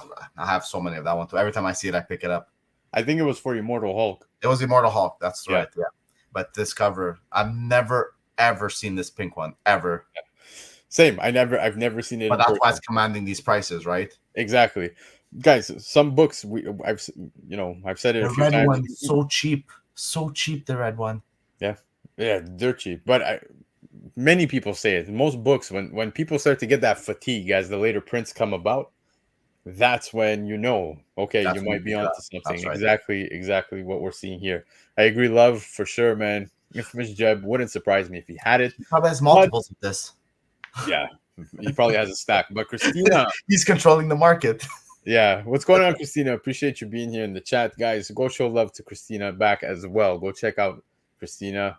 She's always supporting everybody in all of the YouTube shows, and it's always nice to see her there. So, Christina, I appreciate you. Thank you so much for being here tonight. Uni X saying, my dude, the butcher AOK'd me, Wow. graded and signed one of the white one. Yeah, dude. Yeah, it's great. The white one. White one's incredible. I love this cover, dude. Yeah. Like it's so good, but like I said, the pink one is the one I've never ever seen. Yeah, never seen. So, but the art is crazy on this one. Yeah, it's fucking nuts, dude. Yeah. But anyways, CGC 96 sold for $219. You know what I miss about that book? If you go back, yeah, I miss when Marvel used to put that fourth printing variant on their books. Yeah, with the Marvel logo. I miss it. I don't like the barcode with just the number 4. Oh yeah. Bring that back. Yeah, I agree with you. It is pretty cool. But shout out to What Can I Say? I know exactly who you are now, so I appreciate you being here. I don't know if I'm allowed to give away the identity, so thank you so much for being here. But next book that I was showing was God of War #1. This is interesting because, of course, based on the video game. Yeah. Well, there's the movie news or TV show. Yeah, there's been all that stuff, but CGC 98 at $340. That's actually pretty good considering I've seen this book sell for more. Even recently, like dude, I saw it's still pretty expensive. Yeah, but a CGC 98 selling at $340 US, dude. Though. Yeah, I feel like just a few months ago I was seeing it at like $5. Yeah, makes sense. Yeah, it's a low pop. Yeah, but this is a good buy, especially with the fact, like you said, there's the potential live action that's going to be taking place. Right. Sure, but God of War is a staple on PlayStation. Yeah, you don't think PlayStation without thinking God of War. That's just me. No, it's definitely one of their best IPs, if not the best IP they've had over all the years. You know, especially that this has been on what, PS1, the original, the first one, or no, PS2. I think it was PS2, bro. Yeah, it could be PS2. I could be wrong, but yeah, probably PS2 for sure. It's all the way back at PS5, and they're still making games for this, and they're still great games. That's the best part. It was PS2 because I remember on PS3 I was playing God of War 3, and I played. That's right. God of War 1 and 2. I think were on PS2. PS2 makes sense. Yeah, one of his Hyper's greatest finds at the Montreal Mini. So jealous, so jealous. So jealous. I can never find this, and even if I find a low grade one, I would still pick one up just to say I have it. Dude, you're pretty much getting the first appearance of Kratos. Like, it doesn't get better. What you're getting. Exactly. Yeah. I look for these Wildstorm books all the time. There's, you know what it is? So I like what Sheik is saying here, guys. Check this out. He's saying if you like this game, God of War, you will absolutely love Absolute Wonder Woman. So yeah, might want to check that out. So God of War #1, CGC 98, $340 US. Here's a fun one, guys. I keep talking about second appearances and stuff like that. Now Yeah. you've got a second appearance of Mr. Friesen, Detective Comics 373. A CGC 6.0 sold for $208 US. It was a Baker Shaker, but it was interesting because when I was looking at recent sales, I had seen, I think it was a 7.0 or a 7.5 sell for more or less the same coin. Hmm. So It's hard with these books because the 6, 7, you're not looking at any crazy premiums. When you start getting to the 9, 9.2s, yeah, 9.6, 9.8s, that's when you usually see the higher tick off in prices. yeah. But I love second appearances, bro. I always say, especially for DC Older books. books? Yeah, bro, DC in general, though, Wow. there's a lot of good second or first Silver Age appearances Well, that you can because really look at pick the up. first appearance are way out of your budget. Absolutely, absolutely. So And you're gonna gravitate towards the second and or his first cover. You know what I mean? So yeah, it only makes sense. Chic, I agree, man. Detective 373 is so, Yeah. so underrated.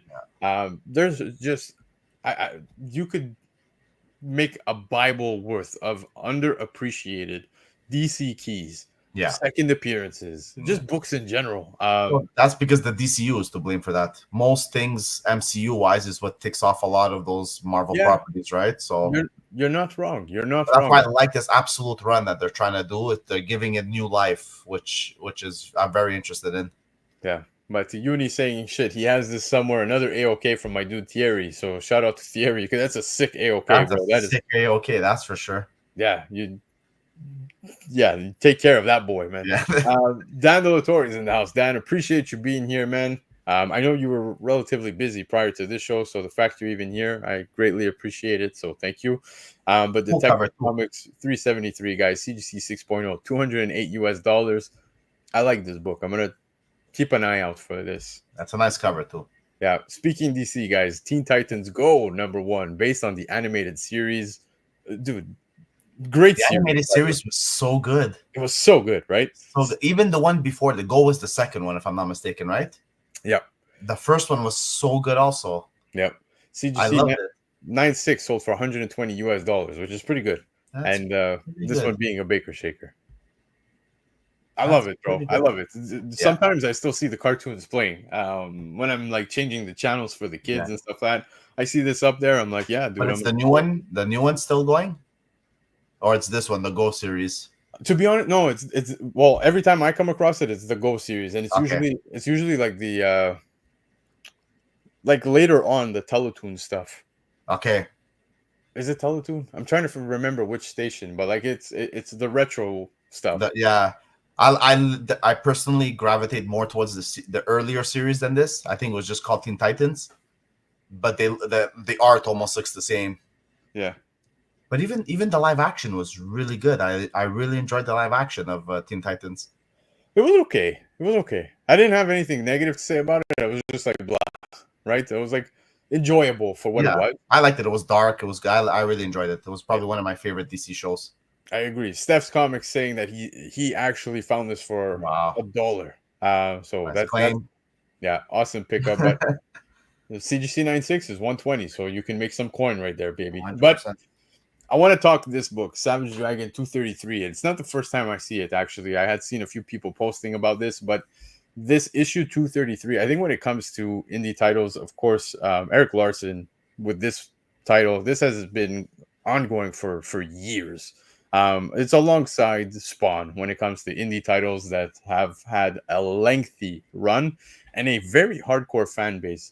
There's Yeah, 39 9/8 of this book on the CGC census. absolutely. CGC 9/8 sold for $375 US, and I love the whole TV guide feel to this, right? Yeah, It's cool. I don't know much about Savage Dragon though, but Savage Dragon, I feel like it's a lot of like these covers. They just when they pop off, they go insane. They fetch crazy amounts. Yeah, dude. Savage Dragons, dude. Like when they did that That's Charlie wise. Brown one, it was Yeah. crazy. Everyone wanted that book. Which one? They did like a homage cover to like an old Peanuts thing, and then they started doing the later printings. There was the red one, orange one. I'm trying to remember which one this is. You don't remember the issue number, right? I don't, but it wasn't too long ago, if I'm not mistaken. All right. Well, chat or those of you catching the replay, if you remember, let me It know. wasn't $370, but it was still fetching decent prices. Yeah, but very impressive sale. CGC 98, Yeah. $375 US. Like I said, they have very hardcore fans. Yeah. Yes, Like GFS saying, Spawn. yeah, got a hardcore following. 39 9/8 on the census, so there's not too many of this in the 9/8, so it makes sense. It pans out when you look at the sale amount. But here's a very cool book, guys. Yeah. Dime Press #4. If you like Hellboy, and we just recently got Hellboy. I think it went straight to digital or some shit, right? Yeah. Yeah. Yeah. Straight digital. Yeah, but Hellboy cover predates the first appearance. So here you have Hellboy on the cover. That's AOA 252. Okay, 252 is the peanuts. So there you Yeah. go. But a CGC 96 of Dime Press #4 sold for $2,850 US. If you're a Hellboy fan, or shit, if you just enjoy a piece of history, I guess we could say here, because this predating the actual first Yeah. appearance, it's relatively cool in my opinion. This is an awesome book to have in your collection. I just don't like the fact that Hellboy's not red. Yeah, he looks strange. That I will give. Yeah, Michael Baker saying he looks like a gorilla on this cover. Yeah, dude, I agree. The look is just a little bit off, but yeah, man, I love how on the With those cover. tiny feet. What is that? Yeah, Like these itty bitty feet on this massive frame. yeah, it's a live field cover. But yeah, I like the look though. Like the cover. Yeah, I like that retro look too. Yeah, and it's a neat little piece here of history for Hellboy. So if you're a fan, definitely gonna want to pick Well, up. it's like the Malibu. It's like the Malibu book for Spawn fans, right? Yeah, but this is up there, dude. Like that's insane. That's 2 mortgage payments for me, man. That hurts. And today's market one.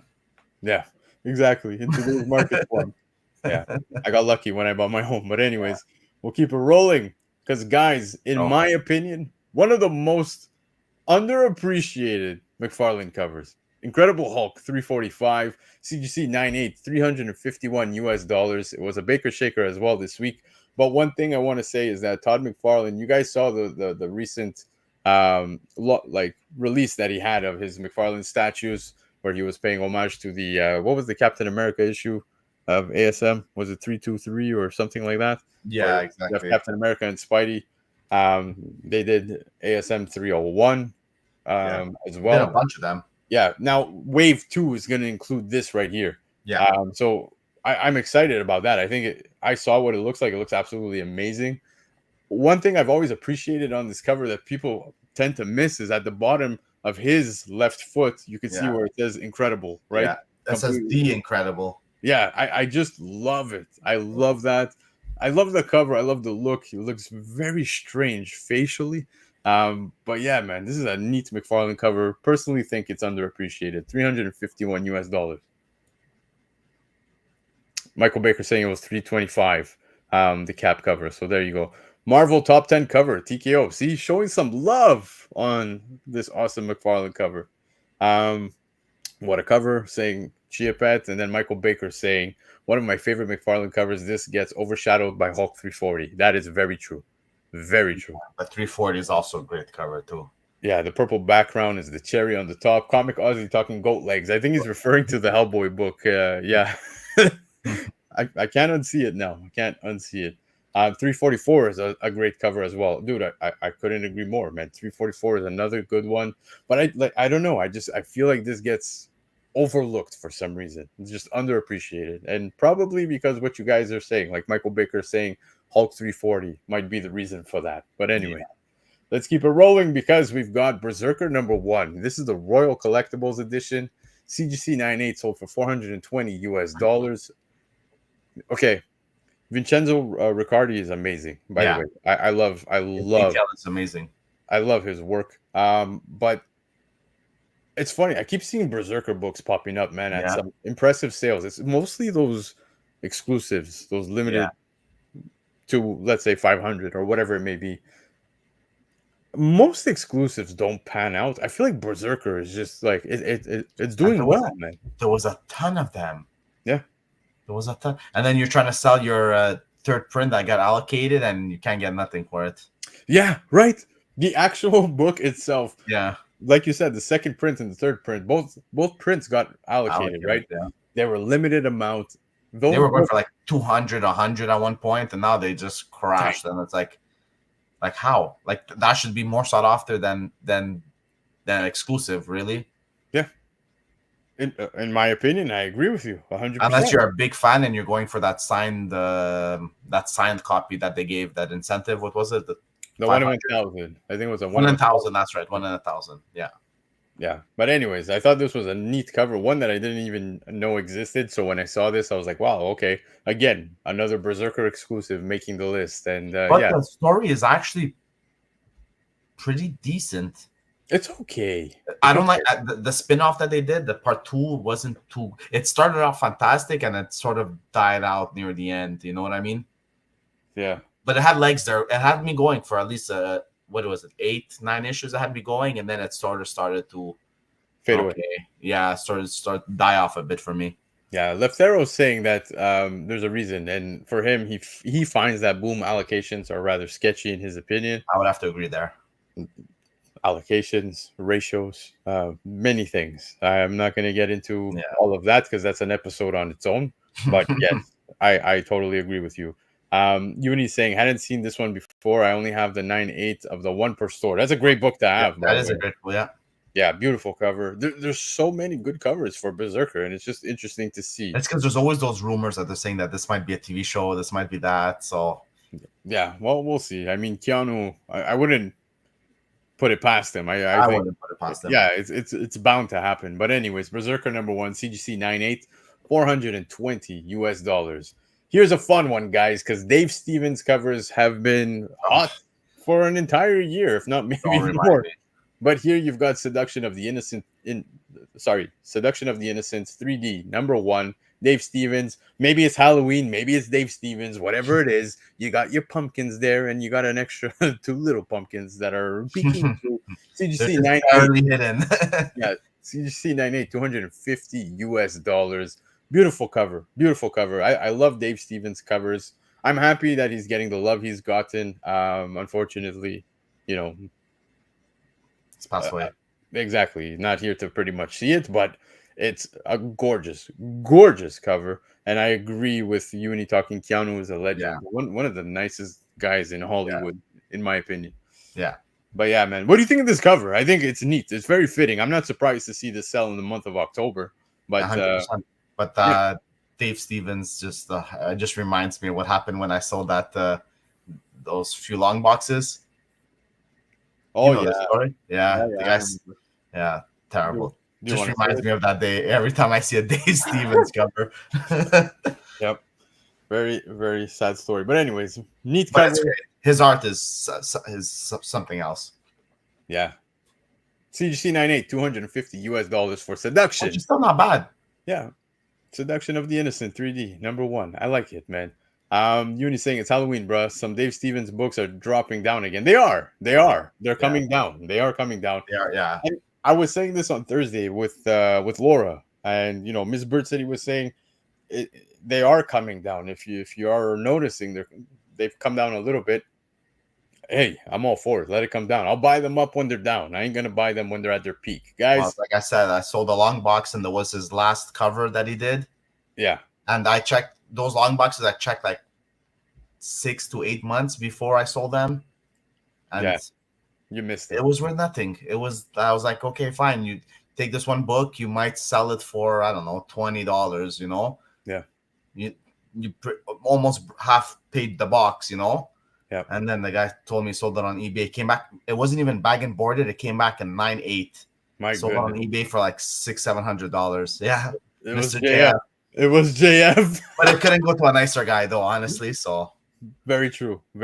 And you win some, you lose some, but at least you lose some. That's right. But like I said, those books popped off out of nowhere. So it's not like I was gonna go back and relook at every single box, Bro, I think if everybody chalked up the potentials they could have made, like they'd be shooting themselves. But you know what the funny part is? Those boxes were dropped off on my house as free, as a guy that just had overstock, and he's like, I take these 4 long boxes and here. Yeah. Derek saying that's not right. We all know to buy high and sell low. That's the way. Yeah, 100%. But anyways, let's move to the next book. One that I know you're gonna enjoy, but Sonic the Hedgehog issue 146. The cover here is just featuring Shadow the Hedgehog. There's nothing really behind Nothing this inside the other book. than not too many prints out there. Yeah. Raw copies are selling for $50 US. And shout out to the House of Stein because I saw this over on the almost 10 list this week, and I love the cover. I love I Shadow love the it. Hedgehog. So It's commanding this price for two reasons: the cover for sure, and low pop. These Archie comics, once you start getting into like that under 150, yeah, so hard to come by. And this all black, probably this book is probably crazy in a 9.8. yeah, for sure. And you also have to factor now with Sonic the Hedgehog 3 coming out at the end of the year. You have And Shadow as the main character. Shadow's the GOAT, right? In Sonic universe, For me, he is. I Especially, think he is. I fell in love with Shadow when I played Sonic Adventures 2. That's right on the Sega Dreamcast. yeah. I Oh, loved it. I had it on GameCube. I didn't have it on Okay, Dreamcast. But dude, the probably first my stage, favorite Sonic game of all time. yeah, the first stage, Escape the City, bro. I know the 100%. song by heart. Yeah. By heart. But yeah, man, like, and that was our first introduction to Shadow in the video That's game. right. That's So right. for myself, anytime I see Shadow, it just takes me back to Yeah, that. And I it's fell in love great. with Shadow out the gate. So now I'm pumped to see the movie, and I'm happy to see the love that even the comics have been getting. It's On the crazy how secondary he market. overtook Knuckles as like the most popular character, right? It's Knuckles crazy. was the first anti-hero kind of a thing, and then Yep. he's pure. He was pure villain when he started too. So I think you could class him as an anti-hero now too again. Yeah, dude, But totally. crazy how he overtook Knuckles like in 1 year. He really became Right. everyone's fan favorite. Yeah, for myself, it was immediately after I played Sonic Adventures 2. I was like, Yeah. fuck, I love Shadow, dude. And, Yeah. and what's cool about the game is you play both perspectives. You play both perspectives, exactly, and you meet at the same place at the end. Yeah, well, in just, I believe, a week or two, we're going to be getting now Sonic Shadow. and Shadow Generations. So that's coming out too. But yeah, there's Even Metal Sonic is pretty chill. Honestly, I have to give Metal Sonic some up. He's up there for me too. Yeah, my oldest son is obsessed with Metal Sonic now. Oh, that's crazy. Yeah, I was looking at first appearance and it's just it's crazy. No, you can't. That even something like Metal Knuckles, who like not a lot of people even know about. Yep. Bro, all these first apps. Go look at Shadow's first app. Yeah, I know. It's crazy. Yeah, Chipet, you're 100% right. We were just talking Keanu Reeves. He's actually voicing Shadow, so that's another right. Yeah. big plus side. I'm excited for the movie, man. I'm going like release weekend with the kids. Yeah. But the movies have been good too. Yeah, you guys know so much about Sonic. I'm sorry. I'm sorry. Coming from the guy that says Donkey Kong is a better series. Look, Donkey Kong is fucking phenomenal. Not better than Sonic, not in my opinion. Donkey Kong died off after Donkey Kong Country 2. That's true. And Sonic kept going. Yeah, Sonic kept going. So yeah, I'll give you that much. But anyways, Sonic the Hedgehog 146, raw copy, $50. Batman 357. This is a newsstand. We just got news about Jason Todd. And here we have the first appearance of Jason Todd, second cameo appearance of Killer Croc. CGC 98 sold for $1,250, bro. And that is simply because it is a newsstand. Yeah. In a regular direct edition, you can pick up this book in a 9/8 for like $500-$600. Yeah. Easy. Crazy. Easy. Yeah, it's crazy. Yep. But now I have to, I don't know which year this book is in. Some of these years, it's crazy because the newsstand is more printed than the direct. Yeah. But it's just the fact that to get a newsstand in a 9/8 quality, because look, I don't know about you, but were you chasing those Pokemon Time magazines? Well, chasing them every fucking copy. Every time you went into a Walmart or a pharmacy, did you go look at them? Yeah, look, I actually thought of you a few days ago. I went to the drug store, the pharmacy next to my house, and they had the Pikachu ones. They had several of them. One of them looked like a 9/8 candidate. It was clean as hell. But then it had one little cut at the bottom. Like fuck, it's gonna. But that's the problem with newsstand, bro. I would do it like not every other day, but like once a week. I would go check like the 4 or 5 around me. Yeah. Couldn't find one that was gonna be a 9/8 shoe-in, maybe even a 9/9 because they're square bound books, right? So you could just imagine these back day on the rack, yeah, just thrown everywhere. Like that's why they command in the 9.8. It's crazy to get a newsstand in the. I have one. I'm looking for it now. It's somewhere here. Oh yeah, it's here. It's a 9.8 candidate. I'm not gonna pull it out because I'm gonna probably damage it, but it's the only copy. And shout out to Newbie for finding that for me because It's funny because Newbie sold me like 4 of them. Yeah. I got the whole set. I'm just missing the Mew and the Gengar now. Yeah. Well, they're out there. But anyways, just shows you how newsstands are so in the 9.8. It's crazy the markup that they receive. And yeah, now I see why. $1,250 is pretty insane because, like I said, you can get the first appearance in direct edition for more than half off. So this was a pretty high sale. I found this to be a bit much. But anyways, besides the point, $1,250. Well, people chase this, right? Newsstands, CPVs, so exactly. But anyways, let's keep it rolling because we're gonna show some love to where we're from. That's right, Montreal, Quebec, Canada makes the list. Amazing Spider-Man 252 French Canadian edition, baby. CGC they always did the double issues for these French Canadian editions. That's exactly it, man. So this one is actually 157, 158. Okay. But it does give you the 252, and I think it was 253 in this. Now, regardless of the fact, it's still tied with the team up for the first Black Suit Spidey. And it's sold in a CGC 9.8 for $1,900. I was so shocked because, like, personally, I'd rather just get the English one. I'm from Montreal. But this wasn't released at the same time as the original one. No, it wasn't. But it came out after. Yeah, and well, I think it was shortly. But besides the point, like, if I'm gonna drop $1,900, I'm gonna make sure I get the actual English version of it. But you know, factor that it's we'll label it an international comic at this point, right? Low pop for sure. Exactly. I don't think there's too many of them. Wow, have a CPV of this one. If you guys have the French Canadian version of this, look at that, man. You have the opportunity to make some money. Hard to find these in 9.8 because most have put in gravy stains. That's right. For sure to put in on that. Sonic on the handheld Sega Game Gear. I had it on the Game Gear too. Yeah.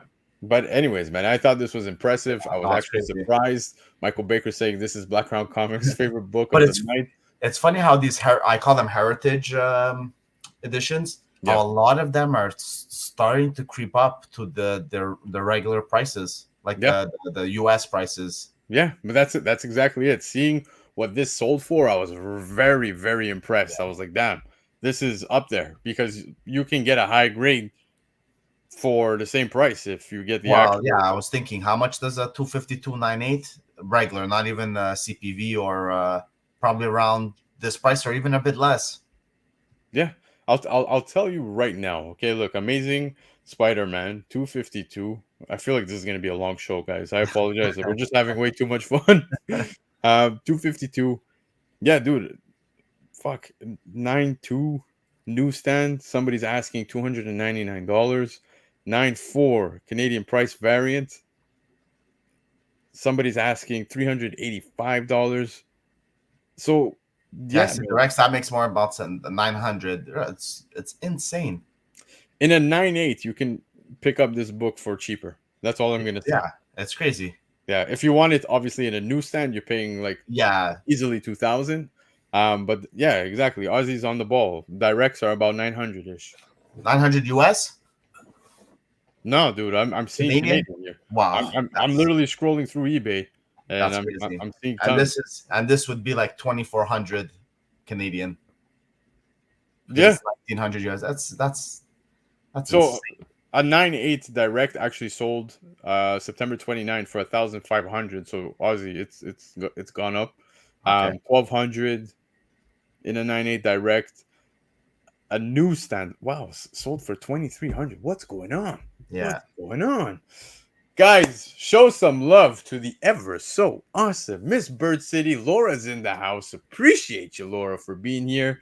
Thank you for hanging out with us tonight in the chat. But of course, I look forward to hanging out on Thursday with yourself and the crew. Although Laura's not going to be there, guys. She's not going to be there this week. She's relatively busy going to New York Comic Con, guys. Shit. Look at that. Perfect timing, Laura. Thank you so much. She's going to be at New York Comic Con. So, guys, if you're going to New York Comic Con, go and look out for Bird City's table. Laura's supposed to be there. And of course, you can go see Anthony. There's so much great stuff that's going to be coming out from Bird City this weekend. That's up and coming for New York Comic Con. So, if you do have the opportunity to go show some love, go say hi to Bird I'm City. hoping And of some of course, those. Miss Bird City. Sorry? I'm hoping some of those exclusive Funkos make their way to our GameStops. Oh, There's dude. a metal Knuckles one that looks pretty nice. I don't know if I could continue anymore with the Funko stuff. I don't, but I'm super selective. Like I'll pick one a month if it really attracts me.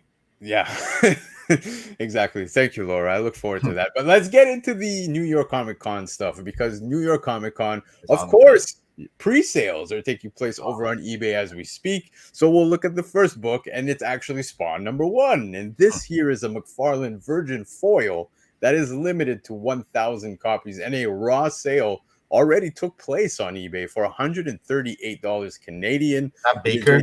Yeah. Sorry? Baker buying that one, right? Was it Michael Baker who bought it? Probably. I wouldn't be surprised. But let's take a little look at what's happening here in New York Comic Con so far. eBay's had some pre-sales. Spawn #1. Look, I'll be honest. I'd rather take the money and go buy the actual Spawn #1. I understand this is limited to 1,000, and people tend to like the scarcity or limited editions. Well, 3 more zeros to get the original one. Yeah, so the original we're gonna have to add at least 3 more zeros. But yeah, man, look, it's a fair cover, but I just think that there's way better exclusives that are available at New York Comic Con this upcoming weekend. So Spawn #1, raw copy, 138 Canadian dollars. But Pacino, hang tight because I love New York. And apparently at this time of year, it's also a little nippy, as you can see. Vampirella, 672 issue. Will Jack cover limited to 500. CGC 98 on a pre. I like that play on words, Will Jack. Yeah.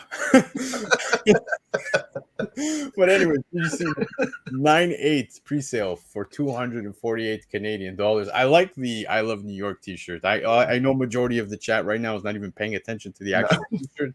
It says what? What does it say? Yeah, exactly. But a CGC 98 pre-sale, 248 Canadian. That's pretty impressive. Pretty impressive for the book. And it's funny because when I'm on eBay looking at some of these pre-sales when it comes to such conventions, right? Because New York Comic Con being one of the biggest of the year, of course, there's others like San Diego and so forth. But you see eBay sellers even putting in their description of these books, which I find funny.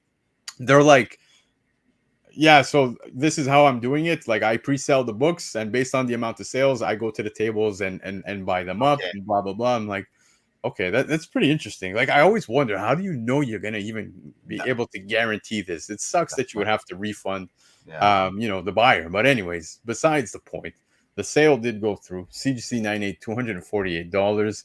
Vampirella covers. I always love Vampirella covers. There seems to be a market for those who prefer a little extra being revealed on covers. What do you think of this one? It's beautiful. Yeah. How can you not hate this cover? Right? It has everything going for it. There you Just go. not the price. The price is the one thing that's not going for it. Fire up that printer. Yeah.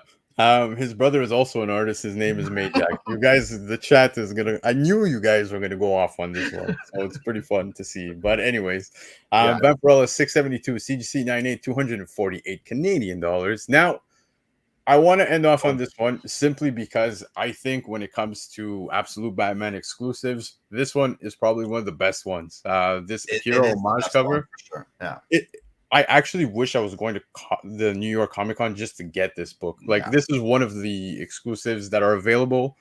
That is just absolutely amazing.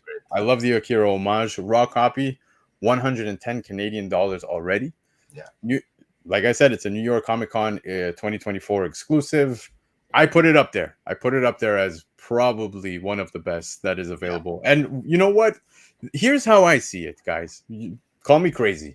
You want to buy tickets, you want to get a trip to go to New York Comic Con. Of course, you want to live the experience. I wish I could do all of that fun stuff, but you might say, yeah, but the book was available at $30 to $40 US or whatever at the booth, at the table. I'd happily pay 110 Canadian over on eBay to get myself a copy if I couldn't make it out there. Because when you factor all of that stuff, Yeah, dude, waiting in the lines, etc., you pay a have to little be more. there, but you have to be there early, and you have to hope that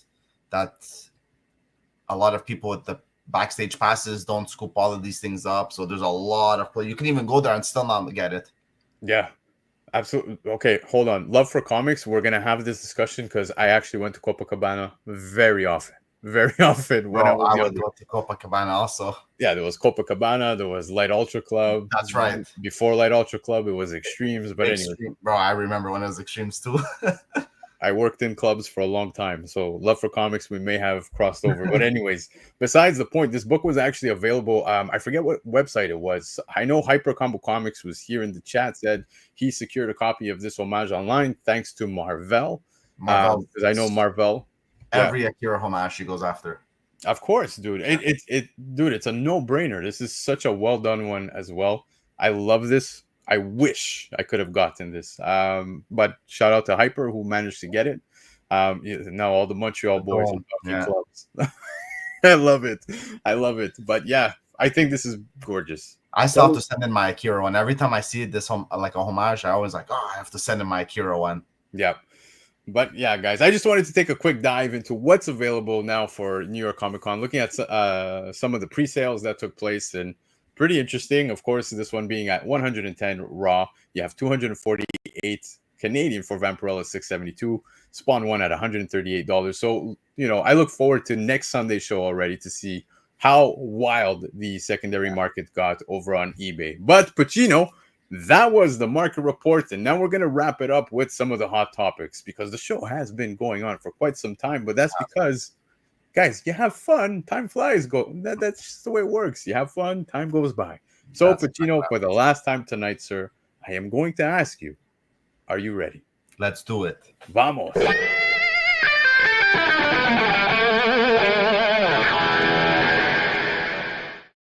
All right, guys, hot topics of the week. Now, I will put it out there. It's going to be a short one. There's not too much going on, but there was some rather interesting things, especially when it comes to CGC, PSA. Some of those things I definitely want to talk about with you guys, but let's kick it off with some news we got, some casting news. Now, it looks like DC Studios has officially cast their Hal Jordan and Jon Stewart for the Lanterns. Now, it's we've seen prior that these names had come about, but now we finally got confirmation. So the ball is starting to roll when it comes to Lanterns. Now, Pacino, I know you feel a certain way when it comes to Lanterns. You really enjoyed most of those comics as well. I remember you telling, like you were big on Sinestro as well at one point.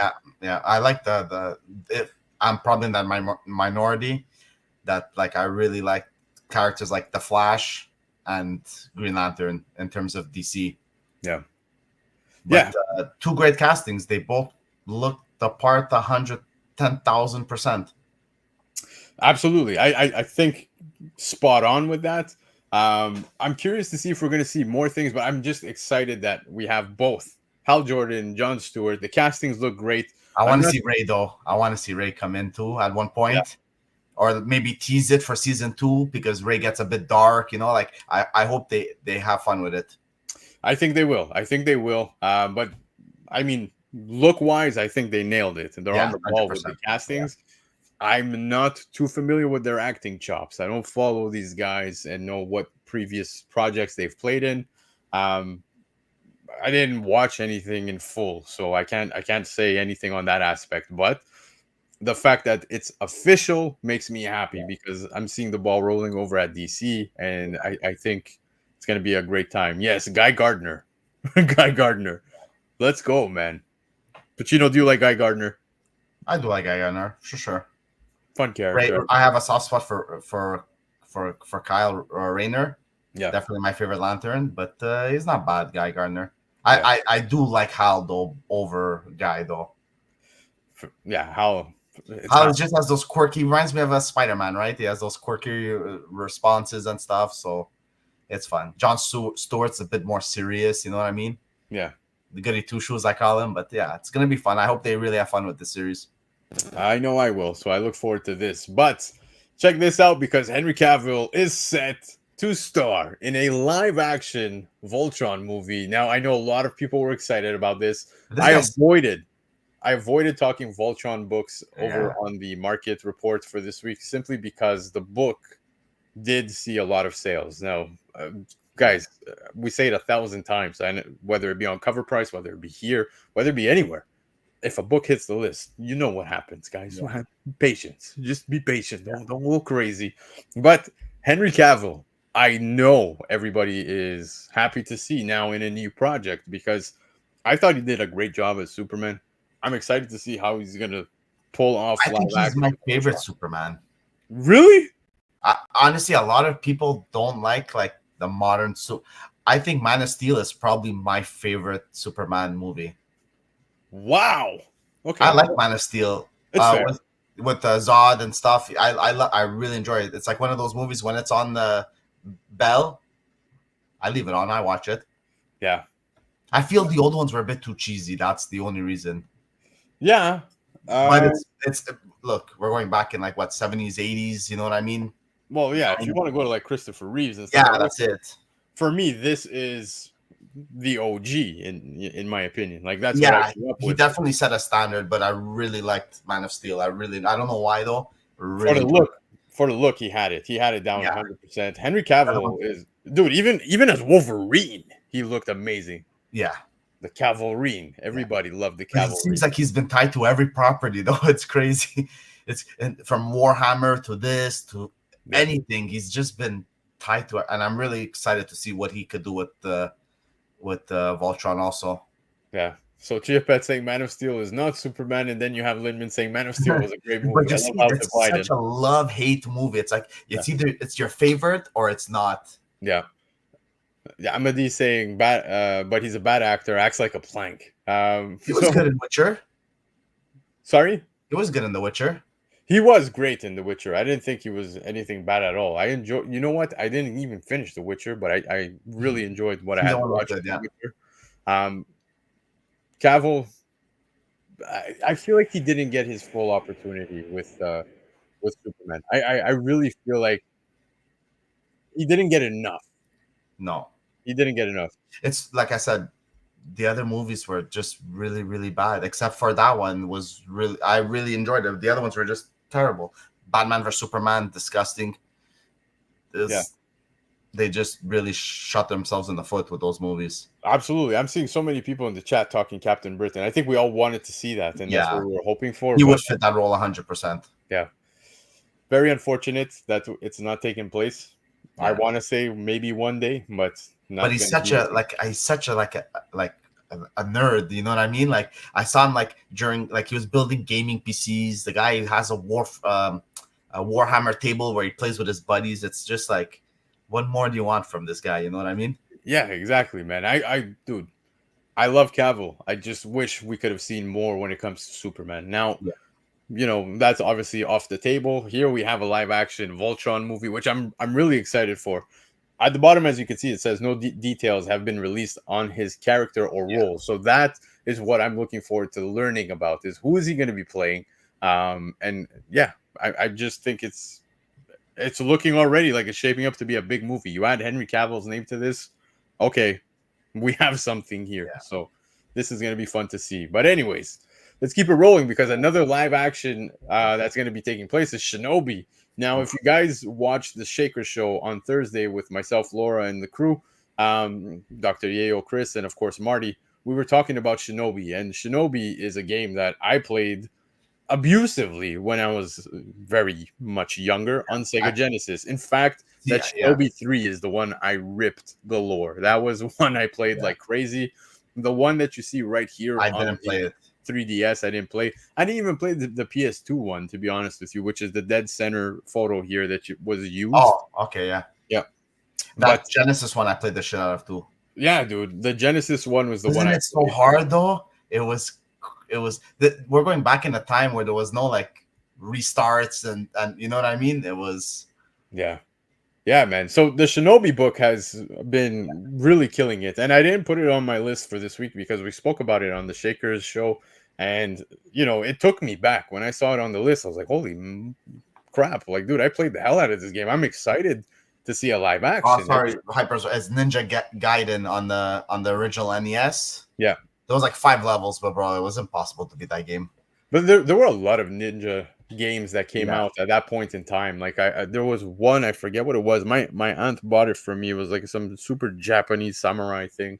Um, I can't remember the title, but anyways, they were all very tough. But like Yeah. Shinobi was very hard. Like Yeah. mind you, at that point in my age, I was playing Contra, right? And when I was playing Contra, like I even said it on Shakers on Thursday. I was like, dude, Contra, I played the same 3 levels over and over as a Yeah. kid because I wouldn't make it past like the 100%. third level.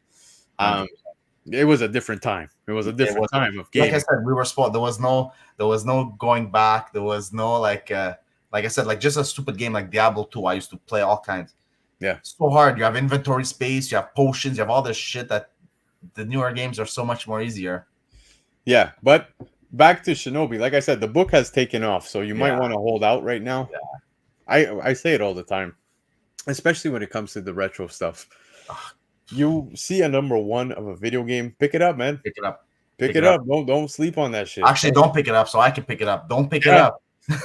Don't Bro, sleep they're on the it. hardest things to find, man. And honestly, unless you're going to like these whale LCSs, they're almost impossible to find these things. Almost impossible. Like these little LCSs, you're done. Uni, I accept your challenge, bro. Let's hook it up. We'll live stream it. But man, Sparkling Zero right now. Let's go, baby. But I'm excited about Shinobi coming to a live action. Like I said, for myself, this is a major throwback. A video game I played significantly. So this is good stuff. But anyways, we'll move on from that. If you want to know more about the book, go catch the replay over on Covrprice where we talked about this on the Shaker Show. But this was pretty funny. I just wanted to run through this. I just couldn't understand how Zachary Levy reportedly thought Shazam would make him the next Chris Evans or The Rock. It didn't happen for him, and he's bitter about that. Dude, look, I'm going to be realistic. I actually found Shazam 1 to be really good. I thought it was fun. It was a fun movie to watch. Shazam 2 was boring as hell. Yeah, I totally agree. But by no means, like, well, I want to say maybe he ended up as The Rock in comparison to Black Adam's movie, both also being not so good. Yeah. But yeah, dude, come on. Like, it was a given. Like, not on the same levels. Chris Evans, The Rock is a Hollywood star. Yeah. The Hollywood star, unfortunately. Although I feel like The Rock never plays the character he's playing. He plays the character as The Rock. It's always been the problem with The Rock. Yeah, but look at Chris Evans. Chris Evans, the first movie he did in the MCU was, I wouldn't say he acted bad, but the movie was pretty bad. Yeah, it was. And he actually got a second chance to come back. So maybe Zachary Levi could come back a second time and be one of those future stars. You know what I mean? You never know, right? I hope so for him, but I mean, his mindset was a little concerning. Seeing this, I was like, "Okay, dude, like, I get it. Shoot for the stars, land on the moon." But this was just it's Shazam also, right? Yeah. Well, like I said, Shazam 1 was pretty good. I enjoyed it. Yeah. No, but I'm talking about the character in general. Like, if you're rating it like DC, like top 5 best characters, are most people gonna have Shazam on their list? Nah. Exactly. Nah. Dude, I picked up Shazam, the first Silver Age appearance, in a 8.0. I paid it like what, $50 Canadian, which it's crazy. In American is like what, crazy. Maximum 35. So I was happy with that. I didn't care. Sequential Geek, what's going on, man? Nice to see you here in the chat. Saying Z Levy outed himself as conservative recently, so he does not think he will have much of a career short term. There you go. Well, that's another thing to factor. I read the header quickly and read it as Zachary Levi thought Shazam would make him the next Chris Rock. No. Anyways, we'll keep it rolling. Guys, we were talking later prints. I was talking about Absolute Batman. I spoke about, obviously, Absolute Superman within the FOC, and we're going to eventually get Wonder Woman going to later prints. It's inevitable. But Absolute Batman #1 goes to, it's going back to press for a third printing, guys. So, this being said, there's an awesome Jim Lee cover. If you missed the first and you missed the second print, because first print sold over 200,000 copies. They're at 250,000 copies between the first and second printing already. This is significantly ordered, and yet they're sold out at shops. Second print hasn't even hit the shelves yet. Yeah. I already know people are going to be scrambling for that second print. When this does come to FOC, get one. Just get one. You're getting it at the lowest price. Majority of shops right now offer a discount on FOCs, so it's a no brainer. Why And is they're not doing any incentives on the third print either. The second, there was no incentive.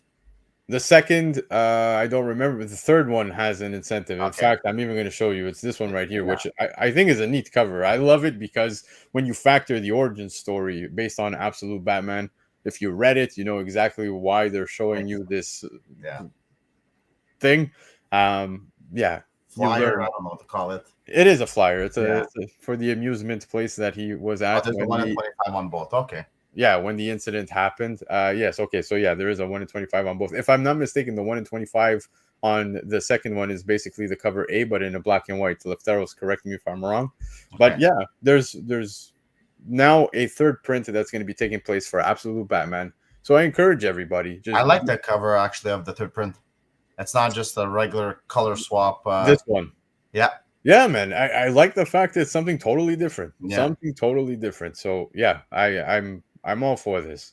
TKO Collectibles saying he did the same. I think you guys are still talking about when you guys clean the house at your LCSs. So shout out to you guys. But yeah, I think it's incredible covers. The Noir edition. Somebody jog my memory here. Uni, for the Noir edition. You're talking about for the third print, right? Let me know in the chat. I'm going to keep the show rolling and then we'll get back to your comments. But anyways, it's going to third print. Just wanted to let you guys know about that. No. Did you ever, bend it like Beckham? Bend it like CGC, guys. Let's get into the fun topics. But CGC, check this out. On the CGC forums, shout out to 99 Newsstand who posted about this because I went to check the forum and it's pretty brutal. Yeah. If you guys thought, magazines were safe from this, it's not the case at all. But the guy here who wrote in the forum and submitted these magazines says, I thought I would give magazines a try since I didn't see anyone posting warped inner wells for magazines. I just unboxed 2 small orders, 7 modern and 8 vintage. Every one has a warped inner well. Some are a lot worse than others. Fortunately, the magazines have a more rigid spine. So the majority of the warping occurred on the opposite side and some top and bottom. The warping didn't create any spine ticks, but by no means are magazines immune to Banana Gate. Now, if you look at the top photo, you can already see the curve taking place from like left to center. And then when you look at the right, dude, look at the dip that is taking place on that book. It's so rough, man, that this is still happening to some people, man. And I was literally messaging my presser and be like, I want to send a bunch of magazines, you know what I mean? And then after I read this post, I'm like, I think I'm going to hold off a bit before I send in those magazines. Yeah. No, for sure. Uni, I know which one you're talking about. Sorry. Yes, the sketch foil. I think it's nice. Like either or. Just the 1 in 25 is the lesser of my favorite for the Absolute Batman, but yeah, I think it's a great grab as well. So if you guys haven't seen it yet, definitely check it out. Here, Uni actually just sent it to me now on IG. See that? I love the live interaction, guys. That's how shit is done. But here you go. Here, I'll show you guys very quickly. Booyah. Yeah, that's another great cover. Yeah. Definitely can't go wrong with that one either. Love it. Absolutely love it. But anyways, back to the CGC stuff. Even magazines are taking a little bit of a bend, guys. So it's still going on. I'm skeptical, like I was talking to Mehdi, I was talking with Armin. Both are cleaners, pressers, and submits to CGC Comics for us Canadians here. And I want to send books. I even dropped off the fucking Thanos book that I told you guys about, the Thanos quest, where Starlin signed on it. And I kind of want Armin to know, and hold off. I'm okay if you don't want to submit till December. Like, dude, hang on to those books, because I don't see it clearing up anytime soon. Did It's you doing JSA for it? Yeah, I'm just doing the JSA for it. So It's for the PC. I don't care about. You're probably in the same batch as me, because there's a JSA book I'm just holding off, and I'm just like, because I'm sending with the Comic Legion also, so I'm just like, hold off. It's PC books, so I really could not care less when it comes. Yeah, exactly. Dan, funny you mentioned EGS. I know we were supposed to do something that never took place. Let's make it happen, please. Hit me up. We'll reschedule, because that week my kids were sick galore. But anyways, the bending stuff still going on at CGC. But let's talk about PSA, guys. I want to just bring this up because there's anticipation going into 2025. We're gonna have another grading company enter the chat here, and it's PSA, of course, when it comes to comics. Now, there was a live over on their Instagram, and it seems like this was somewhat of a leak. But one thing immediately when we saw that PSA was making their way into comics is that the label pretty much mimicked the cards, right? It was the exact same thing. It's still, from what we see there, as you can see, the Infinity Gauntlet being what we saw out the gate. Yeah. Now, within the leak of what we saw here, there's been some changes. As you can see, where it says Amazing Spider-Man 300, looking slightly bigger, right? The 9.4 looking a little bigger as well, and then the details below. There's clearly something going on over there. No barcode. Yeah, exactly. Probably in the back. Yeah, the seal, the sticker of PSA went from that color one over on the Infinity Gauntlet to what looks to be an all silver. Yeah, but that might be just a generic because it's an actual picture of the slab, and the other one looks like it's like 3D rendered on there. So it's hard to take a picture of a foil, right? So maybe the foil has like the little PSA logos a bunch of times inside. You know what I mean? Yeah. Now, as you can see, the details also on the far left. Now, for myself, I know it seems like minor change, but if this is the direction they're going with a updating of the label, I actually prefer what we got out the gate. It looks more clean. I prefer the right one. I just think the Infinity Gauntlet #1 should be a bit bigger than the rest. I'm not saying as big as the other one, but it should be like, when you look at the slab, the first thing you should see is like the name of the book. Yeah. That's the only issue I have with the first one, but the look of the one on the right is so much better than the one on the left. Yeah, I'm okay with this. Like you said, you want to see more of the font of the book and the grade. I think those are the two things that need to stand out to you right out the gate. Like when I walk into my room of comics and I'm about to sit down on my drums or go live with you guys, or even just cleaning, like, I enjoy looking at my books. That's the only fucking reason why they're behind me. I'm immediately drawn into the title. Well, obviously the cover. The cover is the first thing that takes over. And then when it comes to the label, it's exactly like you said, the title and the grade. And that's it. Then after, I had people over yesterday, and I was flexing a little bit. I was showing them some of the books. And I'm like, yeah, this book right here. And then I just bring them close, and I'm like, look, first appearance of Thanos and Dragon. That little menace. Exactly. So I like that the font looks a little bit bigger, but I feel like it looks cleaner on the right-hand side. I know we all say, in theory, it doesn't matter about the grade, etc. You want a grading company that is, reputable, has a good reputation, that is consistent, and that, isn't damaging your books, kind of like what's happening right now with CGC. And to my knowledge, CGC is cleaning it up. So I hope everything turns around for them. One thing I'm interested in, though, I was really hoping they would. There's another card grading company that's not the top 3. Beckett.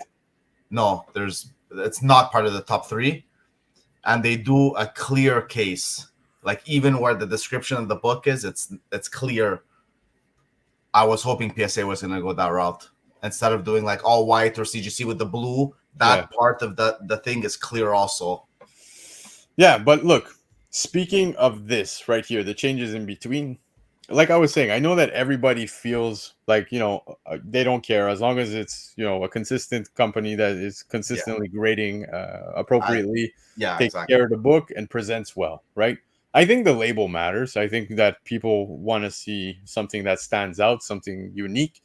But at the same time, whether we want to admit it or not, whatever is going to be commanding the better coin on the secondary market, unfortunately, is always going to be the favored company. And CGC holds that title for But now until PSA enters I the still chat. think you can't teach no dog new tricks. Is the way I try to look at these things. I think PSA could maybe take take a run, take a slight percentage off of them, Yeah. but I still think CGC is just has its grips on everything comic related, and I don't see them not being the number one. Yeah. Even with all these problems, it's just people don't really gravitate towards newer things. Yeah. Just I like how think, CGC tried to attack PSA with the cards, right? Even though their product is a bit better and their grades are, I would say, even a bit harsher than PSA, I noticed people still gravitate to the PSA. So I feel like it's going to be the inverse for comics, where people are just going to gravitate towards CGC no matter what. but when it comes to cards, okay, PSA is clearly a monster. They're But mega. CGC is creeping up on them, though. I'll give them that. I don't know. I don't think so at all, man. I don't think so. I think PSA is the leading company, no matter what. Because there is PSA snobs, I call them, that they only buy PSA slabs. But the highest, if you're looking in terms of value, Beckett Black Label smashes any PSA card Yeah. because of the No. black label. And CGC has a sort of black label where it's a gold pristine 10, Yeah. which commands more than a PSA 10. But the pop on PSAs are like, I can't even say it, 75, like 7-1. Like there's a Yeah. lot of PSAs out there, and a lot of people trust them with their grading. Yes. No, for sure. And But the slab is nicer. The CGC slab is thicker. It's nicer. I feel like it protects a bit more than the PSA slab.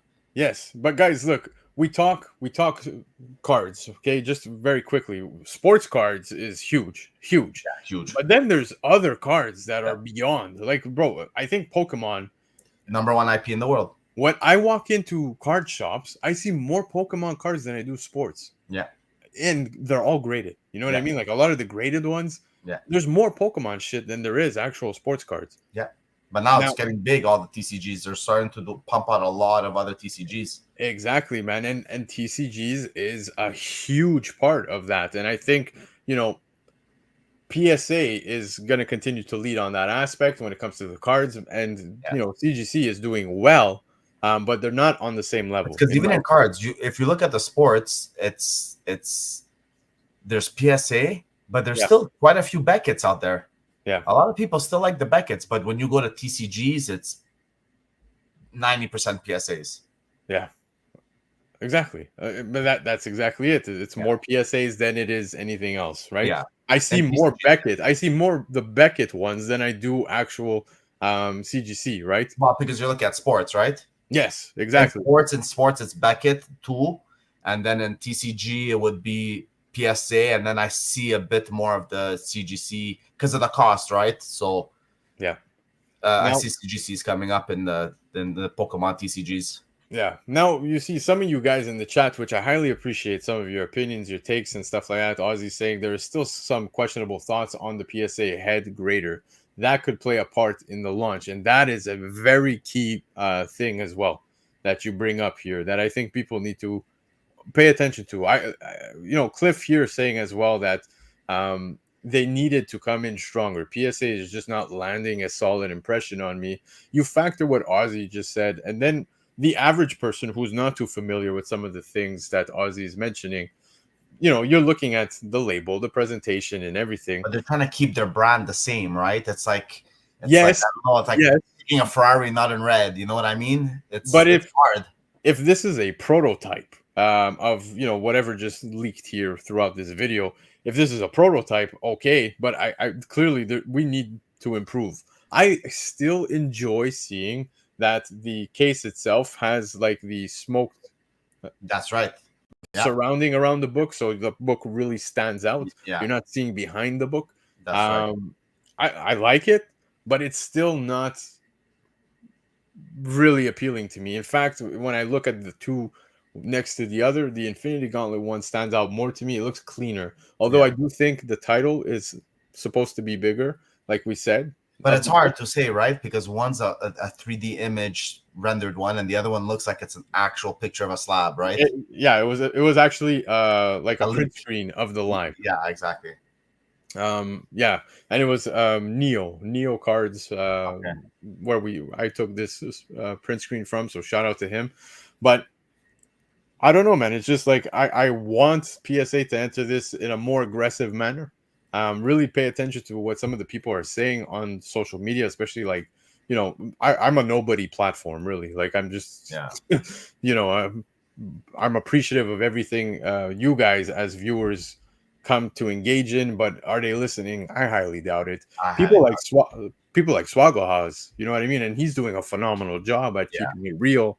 Shout out to him. Like that I hope they're listening to, those bigger channels. And I think we all agree, seeing the chat and how they feel about this right now amongst the two.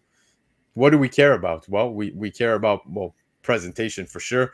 Even JF here was saying that the slab quality is number one, and that's what's important to me. That's right. I've heard nothing but great things for those who from those Also, price makes a difference too, right? If PSA could come in and be a slight bit cheaper than CGC, that can hurt them. You know what I mean? Because some people might be like, "Oh shit, maybe I can." I don't know. Every 5, I get a free one, right? With PSA, I'll take that over seeing that label. You know what I mean? So yeah. if they're priced higher than CGC, I just see it as a failed right there. Well, yeah, exactly. Well, pricing is one thing. I think out the gate they need to be Fair. a little eco-friendly, if that makes sense. That's right. Even if Um, they lose money, like they do with the consoles and stuff, right? Where they say they lose money the first year, but they sell you on being part of the what do you call it? the culture, That's it. You be part of exactly. yeah. But again, the secondary market, I think I'm more curious to see how it's going to adapt within the first 2 years. You know what I mean? Like, I think it's going to take time for PSA Definitely gonna take time. Yeah. to gain some traction on that aspect, but turnaround time, customer service, That's quality control, pricing, lots of factors here, not just the label. But their Agree. customer service is pretty decent too. Yeah. Their So quality control for their cards is pretty decent too. So yeah, but that's what I was trying to yeah, get to is when you factor all of these things, what PSA is offering on the card side, they seem to have it very down packed. yeah, Now, I would only hope that when they get to the comic side, it continues in that manner. And I think seeing exactly what's been happening at CGC, here you go, bend it like CGC. yeah, I'm not trying to knock CGC, but I, as a consumer, somebody who's using these services, I'm gonna weigh out my options in such a manner where these things that were brought up matter to me: yeah. turnaround time, customer service, quality control, pricing. I know that CGC is very good when it comes to customer service. You know what I mean? I've heard great things Yeah. from majority of people. But all of these things and much more to factor as well matter most to me. Now, the label itself, if you really want to know what I think it's a step down. If that's the new direction we're headed, I don't like it at all. I even prefer the old sticker, if that makes any sense, the seal. Yeah, I know what you mean. So yeah, I don't know, man. We'll see, but clearly we're getting closer to the launch of PSA in 2025. Um, Sequential Geek saying I would recommend the crew at Beyond Wednesday, Jesse James and Donnie from Mitch. They make great point about how most YouTube channels are younger and don't know reading and collecting. They know hype and And keys. I yeah, think you were trying to say keys, including Swaggle House. You're not wrong, man. Look, some, yes, I can't speak for all of these people. I genuinely read. I know that some people you mentioned here also read. Dude, Brian McClay, the whole crew over there, I love them. Dude, Rich is live right now, man, and I love Rich. You know what I mean? Like, dude, these are good people within the community, and that's why we hit it off. You know what I mean? Like, we all see things in more or less the same light. I don't have the platform that they have. Maybe one day, but keeping it real is most important. And yes, I agree with you, Sequential Geek, 100%. But anyways, that was the take on that. That was the show, Pacino. We went 2 hours. probably the longest we've ever gone on this show, but it makes sense. You kicked it off with me tonight. Sorry, you kicked it off with me for episode 1, and this is my last episode over on StreamYard. So new platform taking place next week, but the same YouTube channel, guys. Nothing will change. Everybody in the chat, I appreciate you guys. I want to remind you all, though, at any point, giveaway is going to be taking place. That's right, a giveaway by Michael Baker, donating it to the channel. This is not to pump my numbers. I'm not asking for subscribers. I just want to say thank you to all of you who have been rocking with me from the beginning. And I want to thank Michael Baker for donating both these slabs. One lucky winner at any point in the month of October on a Sunday night. We've got how many Sundays left this month? We've got 2 more. So it can happen next week. It can happen right now. It can happen October 27. It's going to happen. So keep an eye out for this. I'm going to be giving away not 1, but 2 slabs to 1 lucky winner. So shout out again to Michael Baker. And yeah, man, nothing but love, brother. There's also another giveaway, guys. I do want to let you guys know about something. Dan De La Torre pretty much spoiled it in the comments, but Dan De La Torre is going to be donating as well an EGS slab. It's a gorgeous Hulk 122. It's Thing versus Hulk on the cover. It's a 7.5 white pages that he wants to give away to you guys, the viewers. So shout out to Dan De La Torre as well. That is another giveaway that will take place. And again, I'm not promoting giveaways. I'm not here for that. I'm here to talk comics with all you awesome people. So I'm just saying thank you back. That's how I'm going to handle it. Pacino, I already know what you're going to tell me about what's up and next for yourself. You're going to play video games, but besides the point, let us know, bro. Where you at next? Just sticking with the video games. I barely have time for even that. So it's rough with the 2 kids. So yeah, I'll take that little 10 minutes when I have a chance to. Now I'm thinking about picking up another game that you might get for free. So there you go. That's amazing. Thank you. I'll, if I like it, I'll go halfers with you, bro. Don't worry about that. It's a great show. Guys, everybody who was in the chat, I appreciate every single one of you. Everyone catching the replay. Yo, Pacino, I know we're live.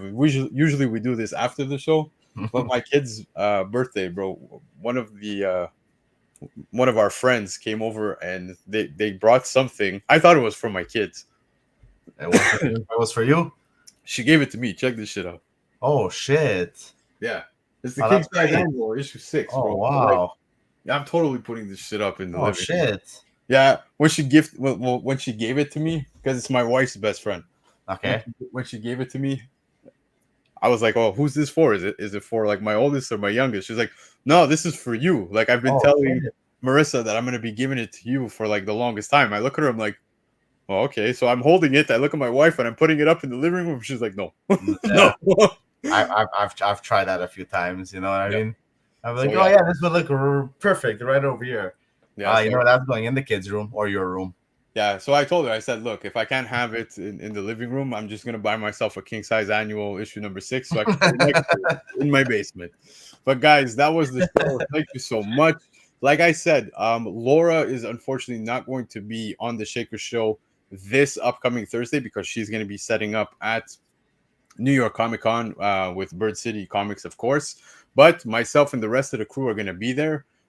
If JB's supposed to be back hosting with us, and if not, well, we'll see just who ends up being the host. It's going to be fun, great times. And then, of course, I'll be back next Sunday on a new platform. We'll see. Maybe we'll make some changes to the channel, make it a little cooler if that's even possible, because I'm not the best when it comes to technology. I'm just here to shoot the shit with you guys. So appreciate all of you. If you're catching the replay, comment down below. Let us know what you thought about the show. And let's fight that algorithm. That's right. Drop a comment. Just drop a comment because, yeah, the algorithm works in our favor. That's right. For myself, for Pacino, adios, guys. See you next week. Time. Peace.